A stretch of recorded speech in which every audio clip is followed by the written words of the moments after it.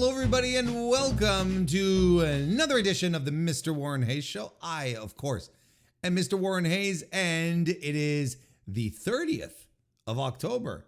We're just right around the corner. It's going to be Halloween. We're just right there. It's almost the end of spooky season, and I'm glad that you are choosing to add me to your end of spooky season celebrations by allowing me to entertain you talking about professional wrestling for the next couple of hours right here on youtube.com/MrWarrenHayes or on your favorite podcast application, wherever you decide to listen to this podcast.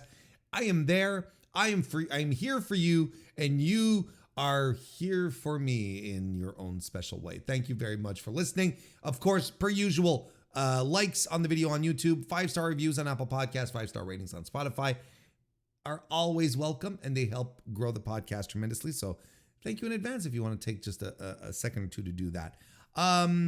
Yeah, I look, this week's podcast, by the way, Mr. Warren Hayes Show Discord, if you like talking about wrestling and you want to talk about wrestling in an environment that you know, that's neat, that you won't be called slurs online, that you won't be harassed for, you know, for your thoughts, come join us. Come join us. Link is in the description to join the Discord. We'd love to have you.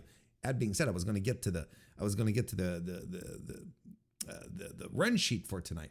And tonight we've got a lot of it's all stream clips tonight. Got a lot of stuff to cover there. We're of course going to review NXT Halloween Havoc 2024. So that's on the docket there. We're talking about the Ring Boy scandal. We're going to give a bit of an overview. Of course, I have a lot of thoughts on it as well. There's also news that broke regarding Vince and some new entertainment company that he's setting up. We'll be talking about that. Health issues, a lot of health updates, actually. Look, that's the gist of the show. It's very, very WWE heavy. Don't get me wrong. I see it. It's a lot of WWE talk tonight, but there's a lot of stuff regarding WWE and Vince McMahon that just has to be covered because these are big stories and it involves the biggest wrestling company in the world. And, you know, it unquestionably the most important figure in pro wrestling history, at least of the past half century, without a doubt. Vince McMahon, of course. So we got all this to go through. Might as well just jump in. Let's get to it. Thank you very much for being here.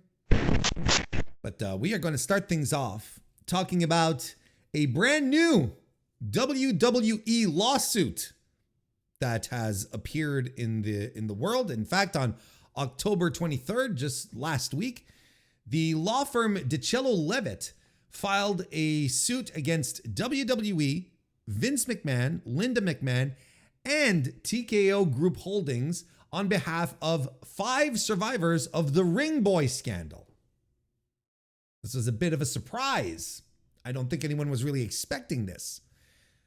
But the lawsuit alleges that WWE was aware and did nothing to stop ring announcer and ring crew chief Mel Phillips Jr. to stop his sexual abuse of underage boys on the ring crew. It states that Phillips targeted children from broken homes and that assaults occurred not only at wrestling events, but also in hotel rooms and other locations where Phillips would have the boys shuttled. The case was filed in the Circuit Court for Baltimore County, Maryland. And look, I'm going to break this down, not in tremendous detail. There's a lot of documents out there that are available. You know, sometimes on the streams, we like to pull up a lawsuit and read it, right? We've done this a couple of times. And I thought about it, but I also read the lawsuit. It's about, 80 pages, something like that, off the top of my head. It's a really long read, but there's a lot of really dark stuff on there. Like, there's some legitimately dark shit in that lawsuit, stuff that I had not heard before regarding the Ring Boy scandal. And new information. So, you know, I'm like, am I going to read this on stream? I'm like, no, not even because it's too long. I don't care about that. It's just like, there's stuff in there that I think is troubling. And quite frankly, I'm not super well equipped to deal with. Not because I'm a fool or I'm an idiot, but there's a certain amount. I think that as a member of media, if you're going to really delve into this and really read the specifics, there's a certain amount of training that you need to go through. And I just don't have that. I'm a guy with a microphone. That's pretty much it. So I didn't feel comfortable doing it. Didn't feel comfortable if there were some people, watching either the stream live or later on that might get, just flat out triggered about it. And I wouldn't blame them, and I'm gonna bring forth that same, content warning here as well. I'm going to avoid talking about the really dark stuff, but there's a couple of things we have to underscore. And maybe knowing me, maybe I'll get heated at some point. Maybe I'll get heated and and I'll let something slip. So I just want to preamble this nice and properly so that you know what we're about to do here. And you can choose whatever you want to do from this point on. If you're watching live, if you want to just like step away and come back a little later, that's fine. If you can fast forward this, well, that's even better. But I also think it's important to talk about it. So all this stuff I'm going to talk about here, that we're going to give an overview, and then I'm going to give a few thoughts. The overviews come from the lawsuit, from reading the lawsuit, from David Bixenspan's article that was published on RollingStone.com just last week as well. A tremendous article. And if you don't have the stomach for a law document, then you absolutely have to read Bix's article, who has done tremendous work. And I mean legitimately tremendous work to put all of this together. Bix has been collecting information about the Ring Boy scandal for the past, 10, 15 years? Like it's practically like I don't think there is anyone better equipped to talk about, maybe Chris Zellner, maybe those two, better equipped to talk about the scandal and piece everything together more than Bix and maybe Chris Zellner. And his article is phenomenal. I suggest that you do head on out and read it. And the last bit of media that I'm going to use here is an appearance by the lawyer representing the young boys from DeCello Levitt, who appeared on Pollock and Thurston last Thursday. So this is kind of, and coupled on top of that, of all the information and the stuff that we already know about the Ring Boy situation. So that's pretty much the gist of it. Again, not going into details. I'm not going to start. I'm not going to run everything down from top to bottom, and we're not going to get into the really dark details. But because it's dark enough on even just at the surface, it's dark enough. But we are going to do a comprehensive breakdown of all of this. So basically, the suit alleges abuse from former WWE employee Mel Phillips, occurring primarily during the late 1980s and early 1990s. The plaintiffs, being the Ring Boys, claim that the WWE, then run by Vince and Linda McMahon, knowingly allowed Phillips to abuse young boys, some as young as 13, and that the organization not only ignored warnings, but also protected Phillips in the meantime. So in the press release that was put out by DeCello Levitt, there was a quote from Greg Gutzler, who is partner at the law firm, excuse me. He said the following: "Thanks to the bravery of our clients, the Ring Boys, we finally have a chance to hold accountable those who allowed and enabled the open, rampant sexual abuse of these young boys. That so many were made aware of the sexual abuse of the ring boys and did nothing to prevent or stop it is simply unconscionable.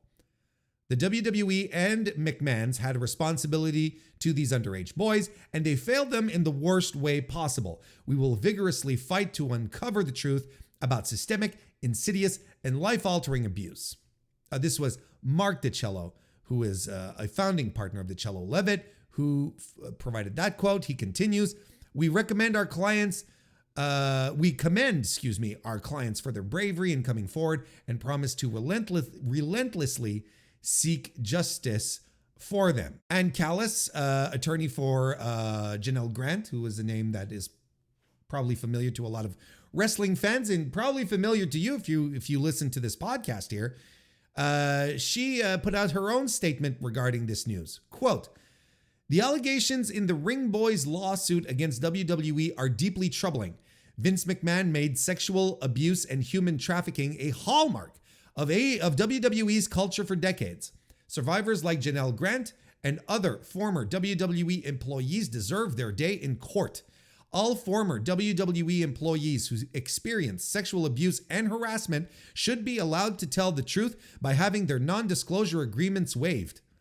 Ms. Grant stands by all WWE survivors and believes that Mr. McMahon, WWE, and all involved parties must be held accountable.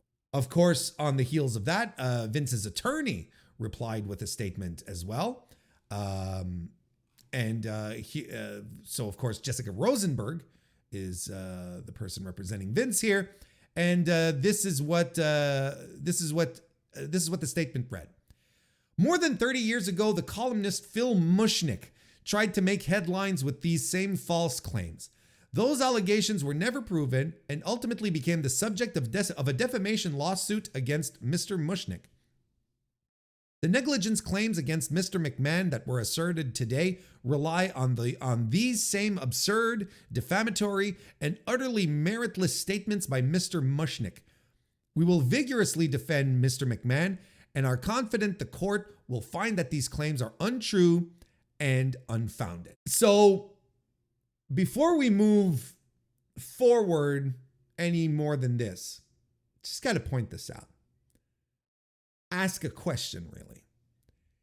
Is there any other human being on planet Earth who lives as rent-free in Vince McMahon's mind than Phil Mushnick does? Nowhere has Phil Mushnick even been remotely mentioned. We're talking about, Mel Phillips. We're talking about underage boys working as ring crews, on the ring crew, I mean. We're talking about Linda. We're talking about WWE. And the statement that Vince makes talks about Phil Mushnick, something that has occurred decades ago. Phil Mushnick, New York Post columnist, who took Vince to town on these allegations and many, many, many things more. If it rings a bell, if you're not all familiar with it, he was interviewed as part of the Vince doc, where he called Vince a scumbag, literally, not just essentially, literally called him a scumbag. I don't know if there's I was talking with this. I was talking about this recently, and someone said, "Well, Ted Turner," but I mean, I think Ted Turner is no longer in Vince's mind because for Vince, he beat Ted Turner. Ted Turner's gone and Vince won, right? But Mushnick just continues to have a precious piece of real estate in Vince's brain. And Vince has made it a mark of his career to avoid talking about anyone else than himself, except in very specific situations. And then he sort of lets it go. He never speaks about it again. But here we are. We're like he's 30 years later. And the first thing we talk about, the first thing we mention is Phil Mushnick of the New York Post. That's just, it's legitimately bonkers to me. Just goes to show once again how this guy's mind works, right? Anyway, so this all happened like back in, it all came to light, I should say, in 1992, right? The scandal broke back then when Mel Phillips, Terry Garvin, and Pat Patterson were all fired from WWE because of the allegations. After 92, Phillips and Garvin, they were gone for good. Patterson, of course, would come back, stay with the company until he passed away a couple of years ago. And the case has been pretty much well documented. And in some cases was never super taken seriously, because this was all boiled down to one thing. It's like Mel Phillips would work with these boys and he'd have a foot fetish, right? He'd have a foot fetish, and that's where they tried to normalize it and bring it down to nothing. Like, he wasn't doing anything really bad. He was just, he had a thing for feet and he was playing with the boys' feet, and that was just about it, Like John Pollock said on his show, was considered a quirk. It was just a personality quirk, just a little something silly. Something that was referenced multiple times by commentary back in the day in the WWF. You'd have, Gorilla Monsoon and Ventura. They'd have a they'd have a little giggle in regards to Mel Phillips, and they'd be like, tee-hee-hee, a little insider joke, if you knew you knew kind of thing. Just flew over the head of the rest of the audience, but it turned out that it wasn't innocent. Turned out to be a lot weirder, because a few years later, Tom Cole would come forth saying that I was abused. I was abused by Mel Phillips, and the WWE did anything. And that's an entire story. We're not getting into those details. Again, like, if you want the primer, if you're new to this, and there's a fair chance you are. If you are new to this, I highly recommend reading David Bixenspan's article on Rolling Stone, because it really is the most up-to-date, complete telling of where we're at with the story now in 2024 with this new information. And is there new information that we gleaned here? Yes, there is new information that came out of this filing. The case has been filed by 5 individuals. They're all John Does. None of them are. They're all doing this anonymously. 5 John Does decided to come forward in this. So we knew there were others, but no one had ever come forward. We didn't know necessarily how. Well, I think we had an inclination as to how many there could be, but this is the first time that there's actually 5 people coming forward to file this lawsuit. And in the suit itself, the case said that there's likely more to come forward over the next few months, because there was allegedly a total of 10 ring boys involved in this entire situation. And as far as I know, that this is all new stuff. This is all brand new. And we got detailed victim accounts as well. And again, like, I'm not going to go into the gruesome details, but again, if you're sensitive about this, I apologize, or mute for a minute or two. But the anonymous account, the anonymous accounts from these John Does describe their interactions with Phillips, described their interactions with Phillips as including inappropriate physical contact, groping, being touched inappropriately, being manipulated with financial incentives, and into secrecy as well. There was even an instance where one of them was given a drink that made him feel disoriented, and then followed up with more abuse. Let's put it that way. And it would turn out that there would be videotapes. Certain encounters were videotaped. We'll get to that in a little bit. But that's essentially what all five of these John Does would relate. In fact, yeah, one of them would not just one of them, but we would also get out of these testimonies a better understanding of what Mel Phillips would do, right? Where he would use, he'd drive around neighborhoods, and we're talking lower income neighborhoods, looking for kids from broken families, right? And he'd drive around in his car, and he'd have WWF championship belts. He'd have, because he was in charge of carrying the props around, right? So he'd have belts. He'd have like wrestling paraphernalia. You know, there weren't toy belts back in the day, you know? So he'd drive up, show that to the kids, let them take pictures. We know that because we had the pictures. The pictures were included in the lawsuit of these children and posing with various WWE stuff, championship belts and so on.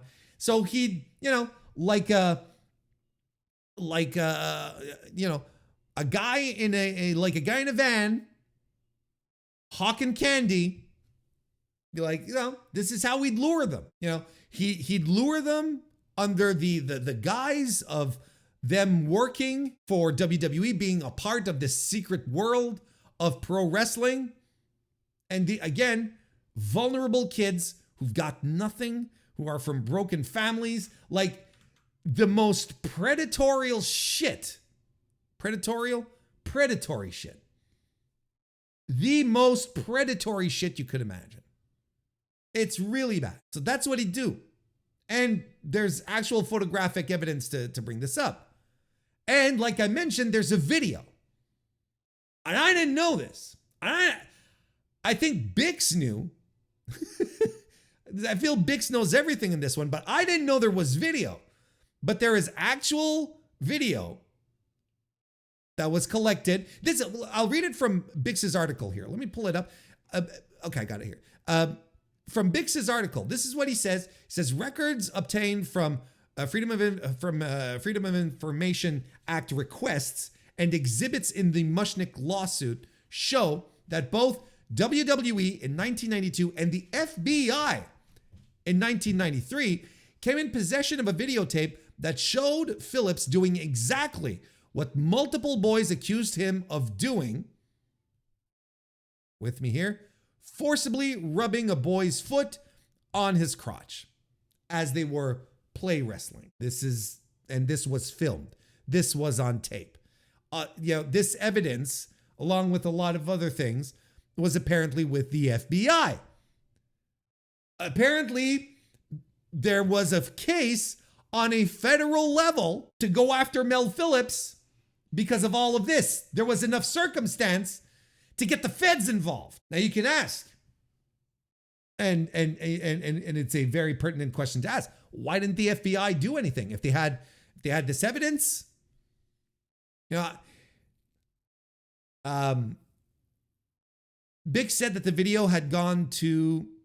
There's a couple of theories running out there, and I think the most prevalent theory is that the FBI decided to drop the case on the Ring Boys and focus on the steroids. They felt like that was going to be where they would be able to corner Vince and they'd be able to get him that way, right? As opposed to going forward with this, where maybe they thought it was a little the case wasn't as strong, especially since, and I think that this is something that Bix said when he was on Post Wrestling last week, and I think what Bix said was something to the effect of that the video was shown to a behavioral to the FBI's behavioral science department, division, whatever, and they looked it over and they were like, yeah, there's certain elements that may seem that way, but considering that it was in a very public environment, and there are things that were just threw it off, and that sort of blurred a little bit what you typically expect out of a video shot by a sexual predator in this circumstance here. So that was sort of tossed aside, like maybe the evidence wasn't as strong, is what I'm trying to say. That's what I think that's what Bix was saying. However, later on, the video would be reevaluated again years later, and then the evidence became stronger because of better understanding of behavioral science and so on and so forth. Then they dug the video back up and they're like, wait a second, there might actually be something here, kind of thing. How you doing, Fred? Nice to see you. Welcome to the chat. Yeah, just a little bit. Just a little bit. So essentially that's, you know, that's some of the new stuff that we learned here, right? Now, as far as the suit itself, it claims that WWE was aware of complaints by of all this going on as early as the 1980s, but continued employing Phillips.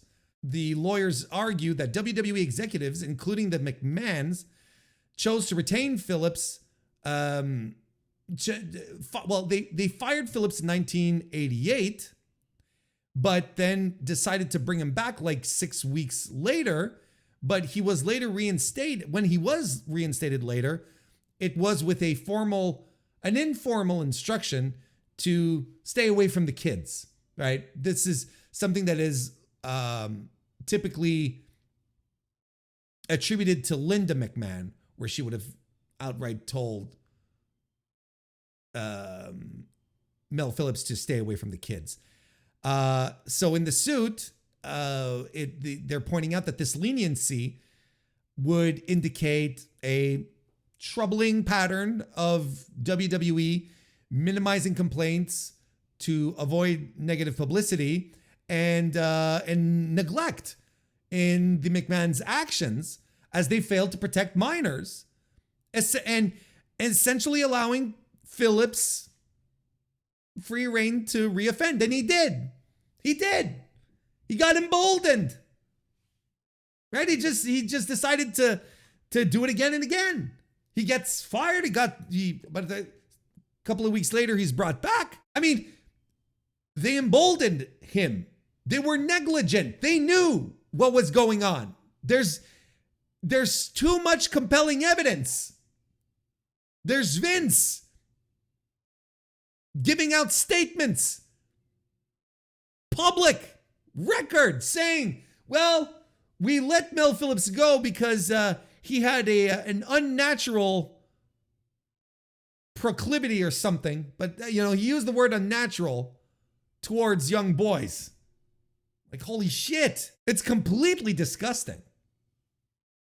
It's completely disgusting. They knew this is going on. They knew these children are being put in horrible situations. And they go, we'll bring him back. And I don't know why they brought Mel Phillips back. Just last week, when we were talking about Samantha Irvin, and I was saying that I don't understand why everyone's going wild and is saying, what a big loss for WWE. I use these exact words, and I'm going to use them again this week. Like, I'm nothing if not consistent. Ring announcers are probably some of the most disposable talent that a promotion has. There's the memorable ones, the Michael Buffers, the Howard Finkles, but all in it, when it boils down to it, any of these people is just like, you can jettison them away.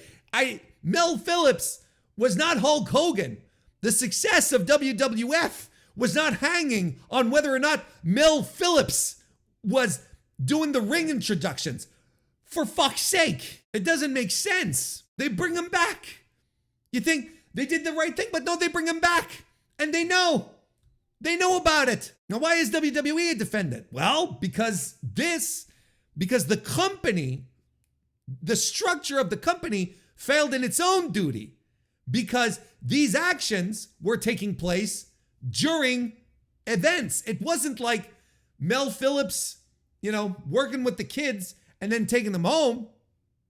He was doing shit with them during these events on location. And why is TKO on board? Well, they're the owners now, so it's their fucking problem now. The FBI allegedly investigated Phillips in the 1990s, just to clarify on this. After multiple victims came forward, like we mentioned, we figure out that there's like we said, there's about 10 people, right? However, the investigation faced challenges, including the reluctance of victims to publicly testify. And the lawsuit implies that WWE may have indirectly influenced this reluctance. There's a lot of stuff that WWE could have done to sort of sway things. It's their MO. It's been their MO forever. I don't know why anyone would be surprised about this. Now, what about the statute of limitations, Warren? Okay. Well, thankfully, Greg Gutzler, the lawyer, was on Pollock and Thurston last week. And by the way, Greg Gutzler is, I don't know if y'all saw the interview with Pollock and Thurston. You should go check that out. That was from last Thursday. Tremendous. And a guy who is media trained, knows exactly what to say, has got all his points down. He's clear, he's concise, his points get across. Just a tremendous, and researched, knowledgeable, know what he's talking about. This ain't Stephen P. New. I'll tell you what. And this is a guy who he's known for his work on abuse cases, including the Peter Nygard case, which I was shocked to find out that it's the same guy. And in case you don't know, Peter Nygard, Canadian fashion icon, world renowned. He was taken down a couple of years ago for a bunch of SA allegations up and down his multiple decades on Earth, and was convicted. They got him. That was a big deal. And this is the guy they have here leading the case here. So, I think the choice here is significant and could gain even more attention, because this guy's a star lawyer when it comes to SA cases. So, he could gain attention given the current awareness of multiple high-profile sex trafficking cases. It's not just Vince, right? But he was on Pollock and Thurston. Back to the point here. Greg Gutzler. And first and foremost, even before we get to the statute of limitations stuff, he was asked, why are people coming out? Why are they coming forward with this now? Right? Why 30 years later? Because the Vince defenders, that's the first thing that they go after. It's a long time ago. It doesn't matter. Why didn't they do anything back then? Right? Well, that. First of all, he said it himself, is that Vince is no longer in power.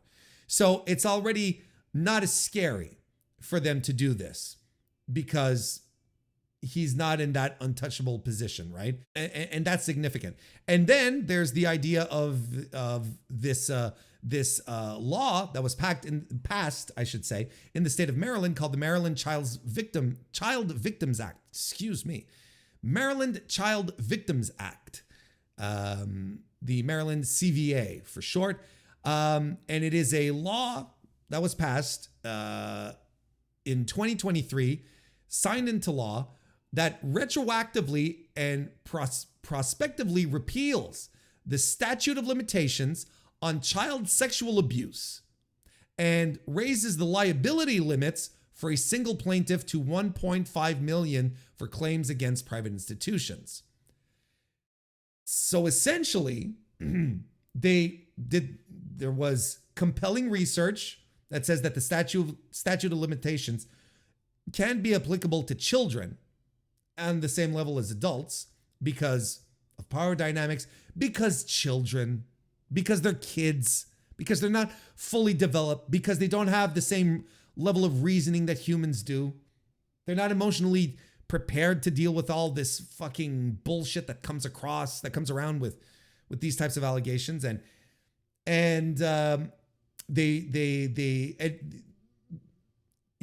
state of Maryland basically looked at the science, listened to the expertise, and were like, yeah, you know what, this makes sense. And this is what eventually led to, I think this was put in place as a response to the Archdiocese of Baltimore and their multiple years of allegations of Catholic sexual abuse within the church. So I think this was a law that was passed to allow victims to get some closure on that end. And I think it ended up bankrupting the Archdiocese of Baltimore on top of that. Well, they were all creeps and were protecting creeps. They deserved it.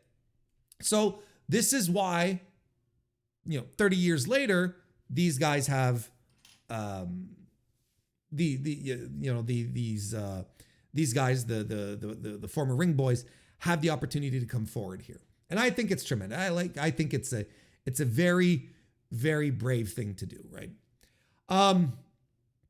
So that's the long and short of it as it stands right now. There's a lot of stuff going on. I don't know. Like I just mentioned it, right? That there are Vince defenders out there, right? And I honestly don't know how you can defend Vince McMahon. Like, for me, it's been years. That's fine, but if you're a holdout, right? If you're one of those who, jumps up at the barricades, hears about the Janelle Grant stuff and is like, oh, she's a gold digger, she wanted it at first, but then the money ran out, if you're a Mark Henry type, let's just call it what it is. When the victims run out of money, they become a victim again, kind of thing. If you're one of those, I don't know how you can look at this. I don't know how you can, I don't know how, especially now that it's becoming much more concrete and real, that there's FBI reports, there's more people coming forward. I don't know how you can sit back and just, and still go, yeah, Vince McMahon, what a great man. And, and do one of these when he walks by and all of that shit. I didn't know he can do that. And I'm not really memeing. I'm not like trying to be performative. He's a disgusting human being. He knows that there are children under his employ that are being abused, and he does shit for it. He only acts when the allegations do come out because of Phil Mushnick. And then he fires people. Then it's like, now we cut ties because, and this has been a constant in Vince's career, the only thing that matters is his public perception. The only thing that matters is publicity and how he/WWE will be perceived. Now it might look poorly on them, so got to do something about it. Wanted to keep it hush hush. Not even hush hush. Not do jack shit. Oh, Mel's just a quirky guy. He likes feet. It's just a quirk. But in fact, he enabled Phillips, gave him the environment, the opportunity to do this sick, twisted shit. And Linda too. I'm not letting Linda off the hook. Look at where she's at now. It's funny how these types that then will talk about, how child sex trafficking is such a problem. And somehow it's like other people who are responsible, but you just have to scratch the surface a little bit and you see the fucking hypocrisy. You see it starts to shine like a disgusting yellow light. You want to go and shit on Martha Hart for what she did. Okay. And for keeping Owen out of the WWE Hall of Fame. Okay. Whatever, dummy. You want to claim that Janelle Grant is just, a victim who started being a victim once the money ran out. Okay, dummy. Whatever. But I don't know how you can defend this. I don't know how you can just like come back and with a straight face and say anything good about Vince McMahon. I think he's as low as dirt. You know, you put the tribalism aside, you put whatever great, fantastic memories he's created for me all across my childhood. Like your fucking childhood doesn't matter. Because of Vince, there's at least about 10 guys, 10 kids whose childhoods were fucking ruined because Vince neglected to do anything about it. And he has gotten away with this and so much more over the years that I can understand why he feels emboldened, why he feels he can get away with everything. Because that's exactly the case here. Again, I've only scratched the surface here, gave a bit of an overview, but you get into the lawsuit, and you read the stuff that's in there, and you look at the photographs and the video, and it just boggles your mind. It's sickening. He's low. He's a terrible human being. And this goes beyond pro wrestling. This goes beyond whatever you felt, whether you love the Attitude Era or not, whether Mr. McMahon is one of the greatest heel characters of all time. It goes beyond the performative. This is real life. And it is awful. And if you are capable of divesting yourself of that and say, you know what? I don't give a shit. Then it reflects poorly on you, pal. You're just as bad. No morals, no conscience. That's what you have. It's legitimately disgusting. And this is a culture like we were talking about just last week. Isn't this interesting? Just last week, Rolling Stone published their the writer's room article, right? And we talked about it on stream. And it's the same thing. WWE, this culture has permeated throughout this company forever because Vince got away with everything. And he feels invincible and he can get away with everything. Now, WWE is named in this suit. And people keep telling me it's not the same company. It's not the same place. And I still don't buy it because, like we talked about last week, everyone who thrived under Vince, who worked for Vince at any multiple moments in their career over the past 20 years or so are still within the company. You think this culture changes overnight? No. What was I saying? I was saying you got to clean house. You get rid of everyone who was there working for Vince. You clear them all out. Get rid of them all. Just dump them all. Start fresh. That's the only way you get a brand new culture. That's the only way you change the mentality of how this company operates. Now, WWE, TKO got rid of Vince. So as I have to say, well, bad man is gone now.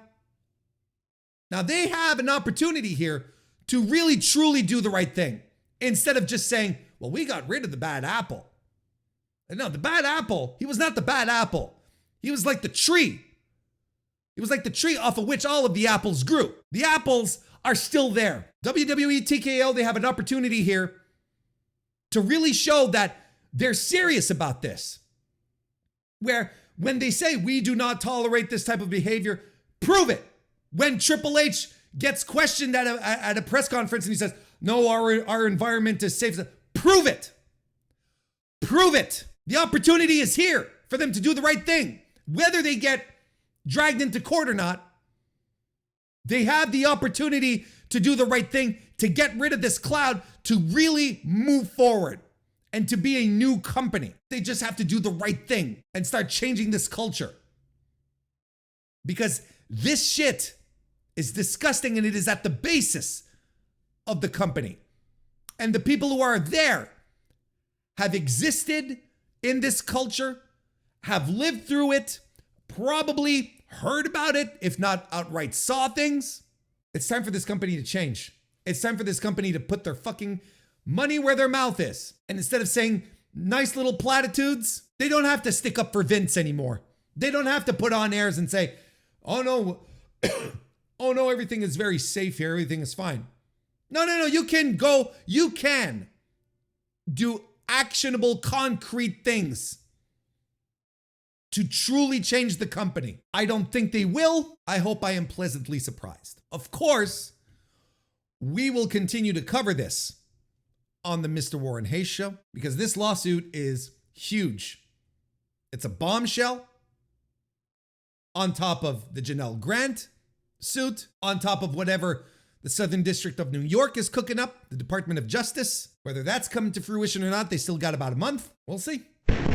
We are not done. I'm telling y'all, we're not done with WWE related stuff. This is not specifically WWE. It's related to Vince McMahon. Off of the heels of the discussion we had regarding the Ring Boys scandal that just popped up last week. Well, PW Insider Mike Johnson specifically is reporting that Vince McMahon is setting up a post-WWE company. And this is an exclusive that PW Insider can confirm.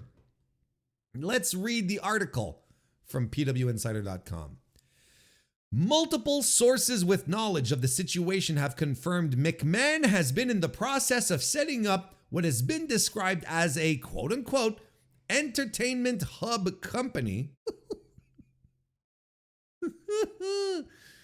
that would financially back, develop, and produce film and television productions. The belief among those we've spoken with is that there are no plans for this company to launch anything similar to WWE, and they would instead focus on fiction and non-fiction projects. I am so thrilled for Vince that he is finally leaning into his lifelong dream of finally being able to do movies, pal, without those silly 3 letters holding him down. Without this entire business that he had grown to dislike, always just like hanging around. I'm not thrilled for him. I don't care what he feels. PW Insider is also told that several WWE alumni are already working with McMahon to get the company prepped with the idea of officially unveiling it if once his legal issues are resolved. So it might take a while. Brad Blum, WWE's former chief operating officer, has long been a McMahon loyalist and is confirmed to be working on the project. Blum was McMahon's chief of staff when he reigned supreme in the company and first joined WWE back in 2006 before taking on greater responsibilities in 2020. Blum had originally departed WWE after Vince McMahon's first retirement in the wake of the Wall Street Journal articles that later led to the Janelle Grant lawsuit being filed. When McMahon returned to sell WWE to Endeavor, Blum quickly followed. Yes, that's why McMahon returned, just to sell WWE to Endeavor, right? Not to force his way back into power and make sure that he was still there, right? No, of course not. It was just to sell to Endeavor. After McMahon's exit, Blum remained for several months before resigning in May. At the time, his exit led to a lot of eyebrow raising, as it was assumed he was leaving to work for McMahon in some capacity. Let's not forget that Brad Blum is corporate officer number 2 from the Janelle Grant lawsuit. If you read the filing, well, we read the filing here on stream. No, we didn't read the original filing because I wasn't streaming back then. Anyway, it doesn't matter. But we didn't read the filing. But corporate officer number 2 turns out, confirmed, in fact, that it was Brad Blum. We are also told that Kristen Prouty? It's probably Prouty. We are also told that Kristen Prouty, who was WWE's liaison to the Hollywood world before being let go earlier this year, is also on board. Prouty came to WWE's attention as the original casting director for the initial Diva search won by Christy Hemme back in 2004. Oh, wow. After working independently with the company, she joined in 2005 and at the time of her departure held the title of Senior Vice President, Entertainment Relations. Prouty's position was to engage with the entertainment world and bridge the gap for talents to join different TV series, red carpet events, etc. She's credited with finding lots of talents who came into the company, including the Bellas and The Miz, who would have been the person booking Raw guest hosts and locking in celebrities for storylines. She was let go by WWE this past May as part of the post-Endeavor takeover cutbacks. PW Insider is told the company is expected to be based out of the Los Angeles area if and when it officially launches. It should be very interesting to see if any networks or distributors would initially be interested in working with McMahon, given the toxicity surrounding the nature of his WWE exit and the lawsuits that have been filed, but Hollywood can be a very upside down world. Oh, isn't it nice that Mike Johnson is just like, isn't it nice that he's just like, you never know. You never know. Maybe Vince will still get some work. Poor Vince, sitting around doing nothing. Poor Vince. And he does point out before anyone asks, we are told that Kevin Dunn has not been involved in this new venture at all. This, I think, comes to the surprise of no one. Like, no one believed that Vince was actually going to just like let himself slither off into the sunset and just like officially retire and do nothing, right? We just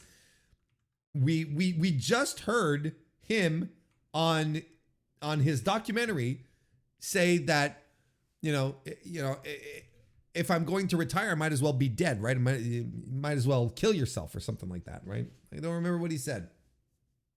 You should unalive yourself. I think that's what I'm supposed to say to avoid getting demonetized. I'm supposed to say unalive yourself. YouTube's a weird place. Yeah, in a video game, I should say that, right? He should kill himself in a video game. That's how it works. Like I said, no surprise to anyone here. I don't think it's even remotely shocking. I think what is shocking is that he's still moving forward with doing something. But then again, look, here's what this report says to me, okay? This is someone who reaches out to Mike Johnson because Mike Johnson is it's a little cozy. He's got his direct contacts, he's got his red phone line set up. And, someone reached out to him and says, hey, you know what? Vince is working on this thing. Oh, really? And you notice there's nothing to announce. There's nothing there. He's working on an entertainment hub company. An entertainment hub company. The fuck does that mean? Oh, you're a production company? Is that what it is? Because the way it's presented, where he would financially back, develop, and produce film and television products, that's a production company. I'm starting to wonder if Mike Johnson doesn't speak directly to Vince, because entertainment hub company sounds that's Vince speak. That's Vince. Those are Vince words. But there's nothing here. There's nothing here. This is like a Kickstarter page where it's like, our project is this. And we've got this person coming in and this person coming in. And then you have a nice little video set up, with some ukulele music background where they just stand around and say, our innovative idea is going to reshape the world of entertainment. That kind of shit. That's what this is. That is exactly what this is. It's a Kickstarter page. That's what we just read. There's no substance, that the product doesn't exist. And it's a if and when the lawsuit said, brother, he's got 2, potentially 3 to deal with. He's got the Ring Boys. He's got Janelle Grant. Those are locked in. And then, the Department of Justice is still hanging around. The Southern District of New York still has a foot in the door. So we're not done yet. And who knows what else might pop up at this point? Who knows what the fuck might still pop up? And he's got Brad Blum. who was named in the Janelle suit. Well, not named specifically, but was confirmed that he was corporate officer number 2, right? So attesting that he was aware of the shit that was going on. Of course, Vince surrounds himself with cronies. And honestly, I am not moving away from what I said on yesterday's stream in regards to the Ring Boy scandal. I think, with everything that came out there, all of the new news that appeared, I think Vince, I think anyone who sticks up for Vince, who has something, to say good about him, honest, be on his side or whatever. Oh, the memories, Vince, that's a reflection on you. That's a reflection on your lack of basic morals, of character, of principles. And these people here, Brad Bloom, Kristen Prouty, these are just soulless people, just soulless. Where they can stomach to work with a man who did nothing while 10 children got molested in his company during company events, employed by a man who was employed by that same company.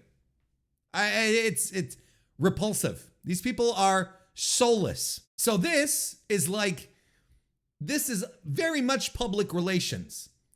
This is very much public relations, where you have McMahon reaching out amidst all of this junk, or maybe not McMahon himself, someone in his camp reaching out to say, Vince is doing great. Remember, you remember when they were talking about Vince McMahon coming off of a flight? Remember this in the height of the allegations, the original Wall Street Journal stuff, and he was coming off a plane that he had flown to Bogota, or I don't remember, and had brought back a box of puppies or kittens and puppies. And this was noted in the article. They're like, look at what we're doing here. This is the same type of thing here. Vince is thriving. He's doing so well. He's not letting the allegations beat him down. He's stronger than this. He's Vince McMahon, goddammit. He's a titan of industry. He's one of the greats, an American visionary. He should be celebrated. Look, he never stops. He's always got something cooking, does Vince. I'm going to tell you one thing. I don't think Hollywood is that much of an upside down place as Mike Johnson likes to think. They don't like people who perform SA. They don't like people who molest children or who are okay with children being molested under their watch. That's kind of where we start drawing lines. So really, there's nothing here. This is a PR stunt. There's nothing to talk about here. They're trying to dress it up as something impressive, but all he's doing is setting up a production company that we don't know what even they're working on. We don't even know if the company's going to materialize, because we have to wait for the results of the numerous trials that Vince is currently the subject of. There's people working on it right now.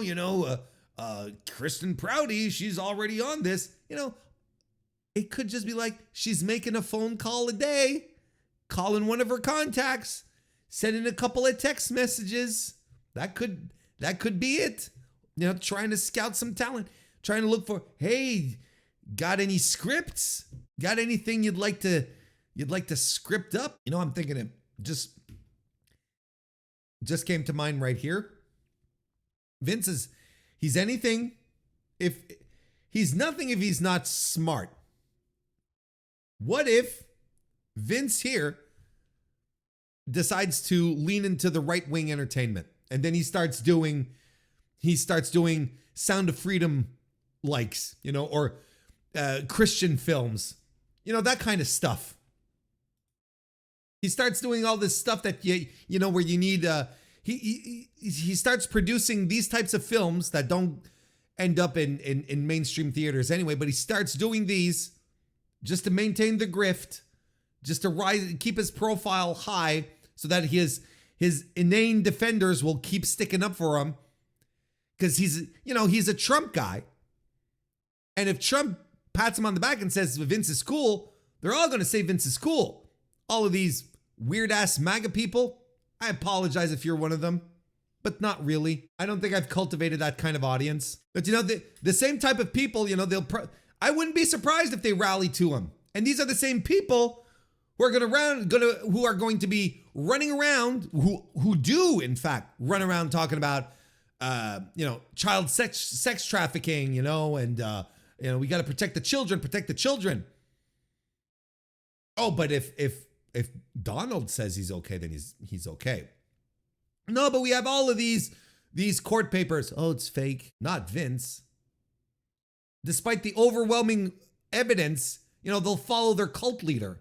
They'll follow what he says. If the idea that Vince protected a child molester who had his way with 10 different boys while being employed by Vince, and Vince turned the other eye, Vince knew, fired him, hired him back, only to fire him because he knew the allegations were about to come out. If you're okay with that, where's the line? Where do you draw the line?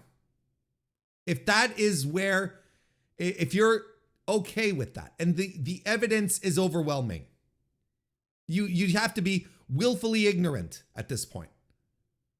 Where do you draw the line if you are still a Vince McMahon defender in 2024? Morally speaking, where do you draw the line? No, like, you know, usually I'd read a thing like this and I'd say, "Hi, best of luck to so-and-so on their," but no, Vince McMahon can eat it. I hope he fails. I hope he lives long enough to see it all come crumbling down around him.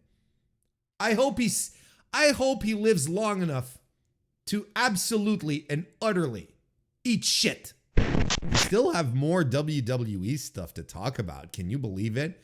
We got the news today. Today, of course, we're recording on October 29. We got news today that WWE is launching a new indie wrestling development program. Now that caught the eye. They're calling it WWE ID. All right. What's this all about? Just in case you are out of the loop. Well, we're gonna read the good old press release from the Fed. WWE today announced the launch of a first of its kind development program designed to provide up and coming independent wrestlers a pathway to a potential career in WWE. The program will be called WWE ID, short for WWE Independent Development. So clever. Just the masters of great branding.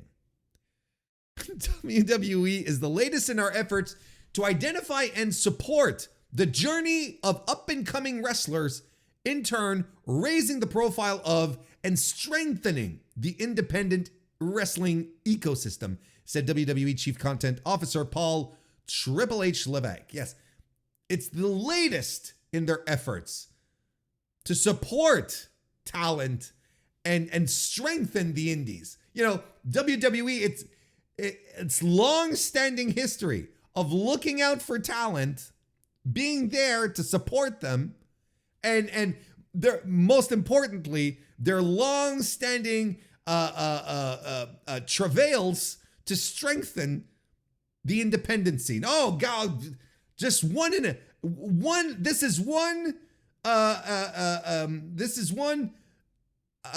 effort in a litany of other initiatives. Following the 2021 launch of WWE's NIL program, WWE ID has been constructed to support independent wrestling prospects and wrestling schools with world-class training, development, and mentorship. Under the program, the WWE will provide prominent independent wrestling schools with the ID official designation, with the goal of providing new trainees and existing talent at these select institutions with enhanced developmental opportunities.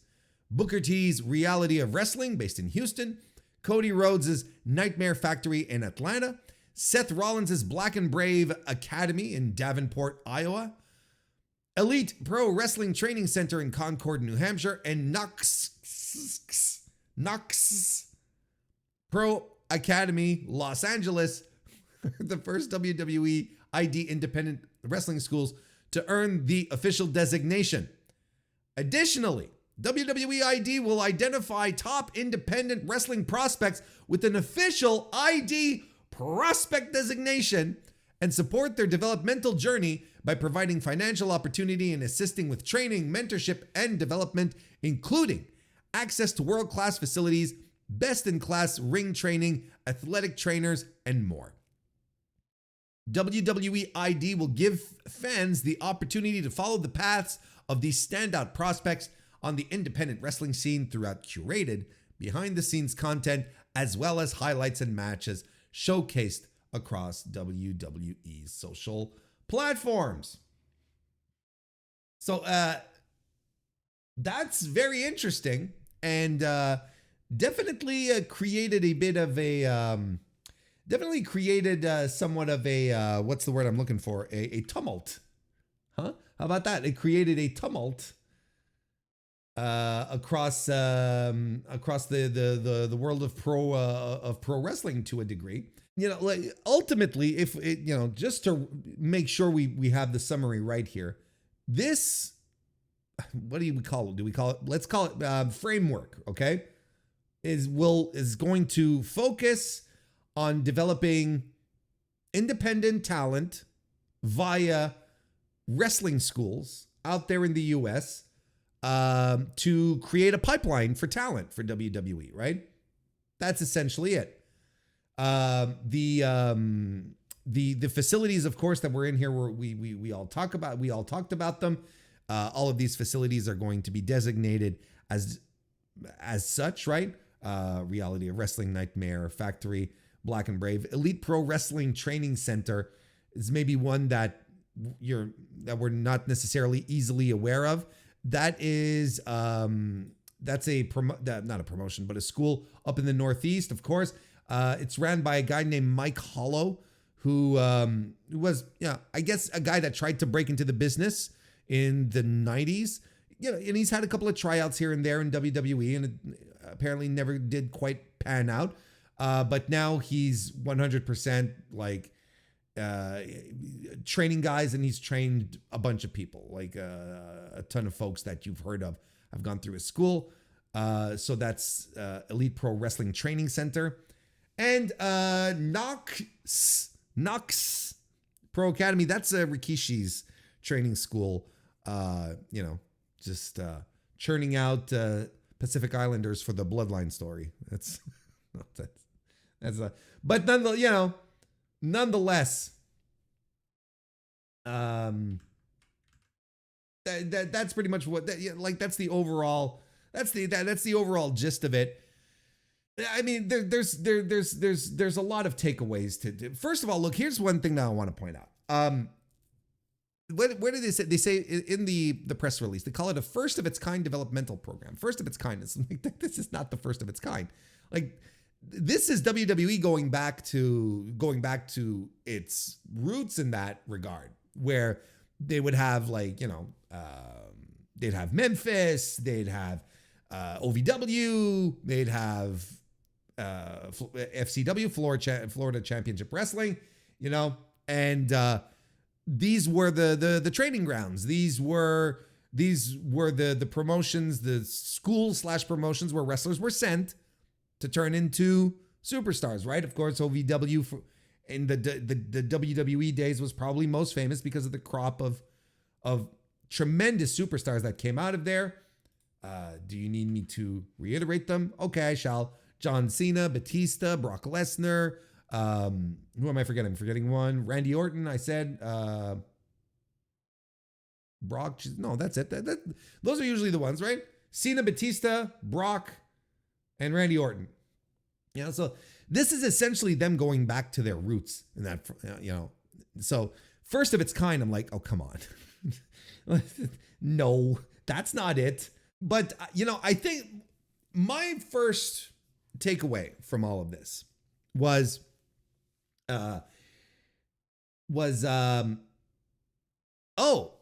so the Performance Center is not delivering. The NIL program is not returning, the level of results that WWE was clearly expecting, right? I think WWE sort of steps back and they look at the crop of people that they have churning out from the NIL program, the number of people that they cut, don't forget, and the people that are still there and the level that they're at. Maybe they're realizing what a lot of us had been speculating from the start was you can bring in these college athletes, sure, and they're athletic and they're, tops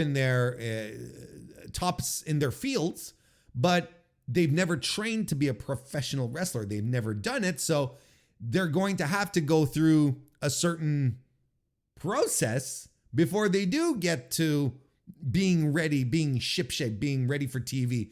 But what's happening in most of these circumstances, instead of giving them time to develop, is that they're just thrown on TV and then they're given titles and whatnot.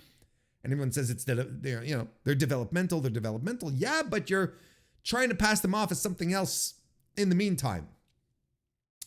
So, I think maybe WWE is looking at this and they're looking at the amount of time that it takes to train someone to their satisfaction. And they're like, maybe we're not benefiting from the NIL product as much. Maybe we're not benefiting as much from the Performance Center as we think we are, right? I think it's taking too much time turning these green rookies into capable performers. So, essentially what WWE is doing is they're offloading the costs of getting these kids into ring shape. They're offloading that to the partner schools, and then they pick them up when the time is right to mold them into the WWE into the WWE superstar that they need. They'll already likely be learning the house style from all of these places. Now they're just going to bring them in here, and then they bring them up to WWE, whether it be NXT or main roster, and they're already kind of ready to go. Not unlike what used to happen with the Black and Gold. When the Black and Gold was at its best, it was when they were bringing in indie stars, people from, promotions across the ocean, so on and so forth, but bringing these very complete athletes, pro wrestlers, into the NXT process, but they're all ready to go. You're not going to have Adam Cole go through,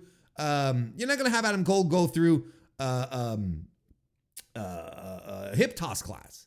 You're not going to have Samoa Joe run the ropes for 15 minutes.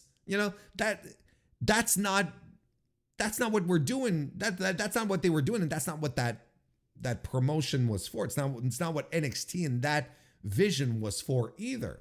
So, to a degree, I believe that this is a lot smarter for WWE. I think this is a pretty big deal. And I think it's going to be, I think it's going to be great for them, right? Because they're going to end up with talent that they want, that is going to be able to actually wrestle, different styles and whatnot. They'll have touched on the indies and then come back and then hone into what the boss wants, and they'll be able to go. They won't have these people overly scripted, who wrestle, and as they're wrestling, you can see they're thinking about the next few spots. They're just executing. You'll have pro wrestlers. So for them, I think that it's a very good step, and I think it's a decision that comes at the detriment of the Performance Center, where, they're not going to say this part out loud, but I think there is more and more of a realization that the Performance Center isn't necessarily that turning out the level, the amount, the quantity of stars that we want for the future. That turns out it's a lot of work starting from ground zero when perhaps they thought that it would be rather simple with, gymnasts coming in and, football players and other athletes, and be like, we can get them from the get-go and really shape them as we want. But they just, none of them are coming in here like big pro wrestling fans. A lot of your indie stars out there decided to go to the indies and do pro wrestling because they just love pro wrestling, because they grew up on it and they're like, this is my dream and this is how they're doing it. For a lot of these NIL kids, volleyball, once you're done with volleyball, on the NCAA circuit, there's no pro league. I think I've talked about this before. If there's a pro league, there's no money in that. Who watches college or pro volleyball, if that even exists, right? I think there's beach volleyball, but that's an entirely different thing. It's not the same thing as volleyball itself. So, you get the call and they're looking out, you apply, it works out. And you're like, okay, well, I guess I could do pro wrestling, The thing that fascinates me here is this idea, like this idea that maybe the NIL program isn't exactly turning results the way we wanted, or the PC isn't churning out great results, while there were rumors not that long ago that the Performance Center might be headed to Las Vegas, which is where basically TKO is set up and has just invested for the UFC, has just invested in the Apex, right? Their own multi-million training center. And since TKO right now is still in cost-cutting mode following the merger, right? We've seen it not that long ago where a lot of corporate people lost their jobs because there's redundancies. Well, maybe TKO is looking at the books here and is like, why do we need two state-of-the-art multi-million training centers? All we need is just one. And one of them is like set in, the Fight City, essentially in Vegas, while the other one is all the way in Florida. There were those rumors, and I still think there might be truth to that because it makes sense. So maybe all of these things are starting to happen and could be aligning with this strategy that WWE TKO has, where they need to maybe innovate their talent acquisition process in order to be less dependent on the PC if the Apex is going to become their new thing, and it's going to be an entire new reality where WWE is not going to be running around doing is not going to be running around in the Apex doing whatever the hell they want. They're going to be, they're going to have roommates. They're going to have to share this spot. They're going to have to share this spot with someone else, and they're not used to that. WWE is just used to doing everything that, everything they want on their terms all the time. So that's going to be very different at the same time. So I believe, and I believe it will be, also good for a certain set of professional wrestlers. Well, for not the professional wrestlers, but it's going to be good for for the schools, because the schools now will be able to advertise that, you know, they have the hookup, right? They have a direct pipeline to WWE. Come train here and we'll get you on TV kind of thing. You know, if you work hard, you'll get noticed. There are people watching. You know, I heard it's Gabe Sapolsky is going to be over watching everything. You know, he loves the indies. Gabe does. He just loves the independents. And so, you know, you're going to be scouted. You're going to be scouted constantly. And if you make it, well, you might get this deal. And I'm curious to see how it's going to work out. Like, because, you know, like I said, it's going to be good for business, I believe, for the schools. But how it pertains to talent, I'm taking the wait and see approach, because there's something about this that still feels a little tough enough to me, where it's like, yeah, come compete, and the winner is going to get a contract on TV. And that really, you know, it didn't pan out all that often, all that much. It, you know, happened more to people who were runners up. And, you know, the premise of Tough Enough never ended up really delivering, you know? So I'm wondering, here it might be different because it has real life business implications. So it might be different, right? But that sort of lingers. But nonetheless, despite these little qualms, these quibbles that I may have, I believe, objectively speaking, this can only be seen as a big win for WWE, setting up all these schools in different territories, right? Have you noticed? We've got, you know, down in Dallas, in Georgia, up in the Midwest, the Northeast, and in California. So you're covering, you know, a lot of the major territories. You know, it's kind of like there's shades of the NWA divvying up the map here. But this is kind of the feeling that you get here, where, you know, these people are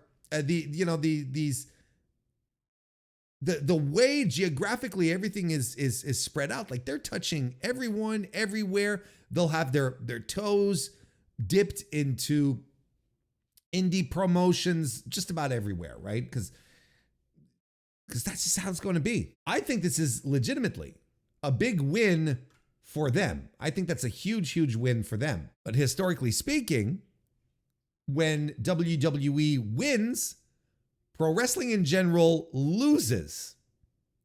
Because let's not forget, WWE's main objective is to look out for WWE. You don't believe me? Vince McMahon in his own documentary said those exact words. He said it himself. And here I'm paraphrasing, but he said that whatever I was doing to their businesses, it doesn't matter. The only business that mattered was mine. So he doesn't care about and WWE doesn't care about the status of pro wrestling. WWE cares about WWE. Which brings me to my concerns. Which brings me to the concerns that I have here, right? Because the most important thing that we have to point out here is that we don't know what this means for indie wrestlers. We don't know. Yeah, all of this is very, very bare bones. And of course, we haven't seen any of we haven't seen any of the terms that these wrestlers agreed to. You know, WWE says that they'll support them financially. Okay, so does that mean they give them money? Are they on the payroll? Like, how does this work? What is, you know, what exactly happens here? Does the wrestler have free run of the independents, or does WWE start booking them? Or does he have to approve his bookings to WWE? Or will WWE have a an established set of promotions that these wrestlers will be allowed to work in, right? If you're signed, look, the basic example is if you're a prospect, if you have a WWE ID and you're a pro wrestler, can you work GCW? Can you work House of Glory? can you work beyond? Can you work West Coast Pro? We don't know. Or will it be, that's it. Can the wrestler do whatever he or she wants? Or will the office have a hands-on approach? If you were to ask me, my gut says they will have a hands-on approach. A very, very, very hands-on approach. Terribly hands-on. And you know, the same type of questions I have in regards to, you know, in regards to the schools still maintains, right? Like, is this a partnership that can be ended at any moment? You know, what's the deal? Or does WWE have one of these weird clauses in the contract like it had with some promotions in the past that they were partnered up with, where WWE could like shut it down at any given moment or just assimilate it, right? Just like purchase it outright and whoop, nope, now you're ours. They grab all the tapes and then they shut everything down, right? Which is something they have done in the past. Like I'm not trying to meme here. Like, this is reality. This is how things have always worked. So, you know, even for the schools themselves, how bulletproof are they? What kind of relationship does this entail? Right? So, you know, I like, of course, I couldn't tell you. No one can tell you right now. We don't know what these deals look like.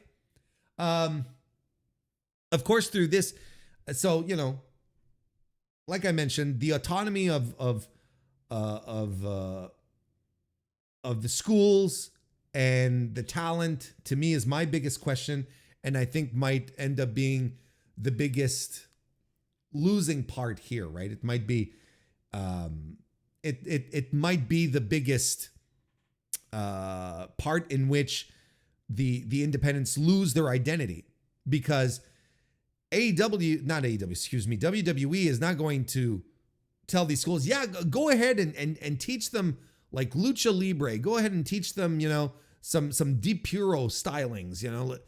No, they're going to want these people to learn the house style.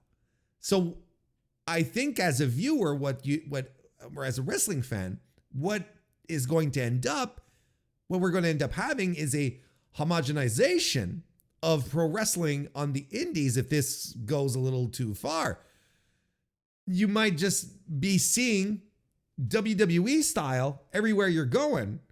And I think that's again a very plausible scenario, because WWE is not going to develop people to go off and do things they don't want them to do. They're going to want to stick to the plan. And like I said, like, they are going to be very hands-on with this. They're not just going to be like, okay, guys, go do your thing. No. They're going to be following this to a T. You know, Gabe is going to be the rep. They're going to make sure that everything works. So, you know, I'm sort of fearful of a loss of personality, a loss of character amongst the indies as the environment becomes perhaps a little more WWE-ified, you know. And what if someone wants to break away from that eventually? Maybe they're like, you know what, this isn't for me, and I'd like to go do a tour of Japan. How like, there's still too many things I find that are, and rightfully so, because it's all only a press release that we received here, but there's a lot of things that are so much up in the air right now that I don't know how anyone can like 100% throw their support behind it and give it a thumbs up, knowing how restrictive WWE can be, or is, even to its current talent. You know, it's like, and there's no proof to the opposite. Like, there's nothing that shows in WWE's behavior these days that they'll do things differently, because there's a lot of things happening, and we've talked about it on this very show. A lot of things happening that don't exactly that if you had told me Vince had made that decision, I'd believe you, but Vince is no longer around. Anyway, so, you know, like, I understand that WWE's goal is the pipeline, right? It's to create a pipeline. Like, they're saying we want to bolster the indies and so on and so forth. No, what they want to do is create a pipeline of talent for them so that they can benefit and no one else. So you're not benefiting. Let's make sure we get that clear. We're not benefiting the independent circuit here, where we're creating little farm leagues everywhere. And, using a model that is applicable in sports in general, which is fine. I always thought it was a little silly, the NIL thing, where it's like, for multiple reasons, I'm not getting back into it. I always thought it was a little silly. And I thought, and I was like, well, why aren't we doing this with pro wrestlers instead? Well, now they're doing it, right? And I'm still not convinced that it's the best idea. Until WWE shows that they don't mind, that they don't care. Like if someone wants to go wrestle for AEW or whatever, that they can just, they have the big man's blessing. But if they don't, and everything is restricted, then yeah, it's just like, it's a pipeline. It's just, it's a pipeline created specifically for them, and they will be the only ones to benefit. Now, I will understand when I understand if you say, well, of course they're putting all their money into it. Why wouldn't they benefit? That sure, but why not some real initiatives? Why not just some real open initiatives where it's like, where you're not so clear on your intentions, where it's not so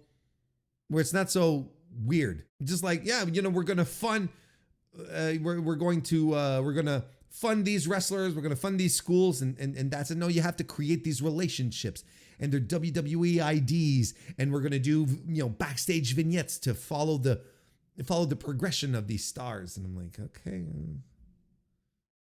all very strange stuff. That's just it. It's, and then it got me thinking on top of that. Then it got me thinking, they have these relationships set up in Japan, right? With Marigold, with Noah, Pro Wrestling Noah. And I'm like, and everyone was saying, well, they're not gonna go out and try to get into Puro. They've tried so many times before. They're not gonna buy anyone. If they start up their own promotion, it's not gonna work. The market is already saturated and it's struggling right now. What if they came in under this guise here? What if they came in under the guise of this WWE ID stuff and just arrive in the country and they're like, hey, we are going to shape stars here in Japan to come wrestle under the glitz and glamour of WWE. No more working in front of 1,500 people in what do you call it? Your Karukin Hall. We're not big venues, stadiums. That's with us. Money, American dollars. The yen's in the tank. Why don't you come? We'll take care of you. And then why not go back to the UK then? I'm not even kidding. Why not go back to the UK then? Go anywhere with this. You don't have to establish infrastructure. Like, you don't have to do like you did in the UK and build a performance center there too. You don't have to set up offices. You just need a couple of trustworthy operatives that hang around locally and set up these relationships, and you're golden. But I don't trust WWE. I don't trust them.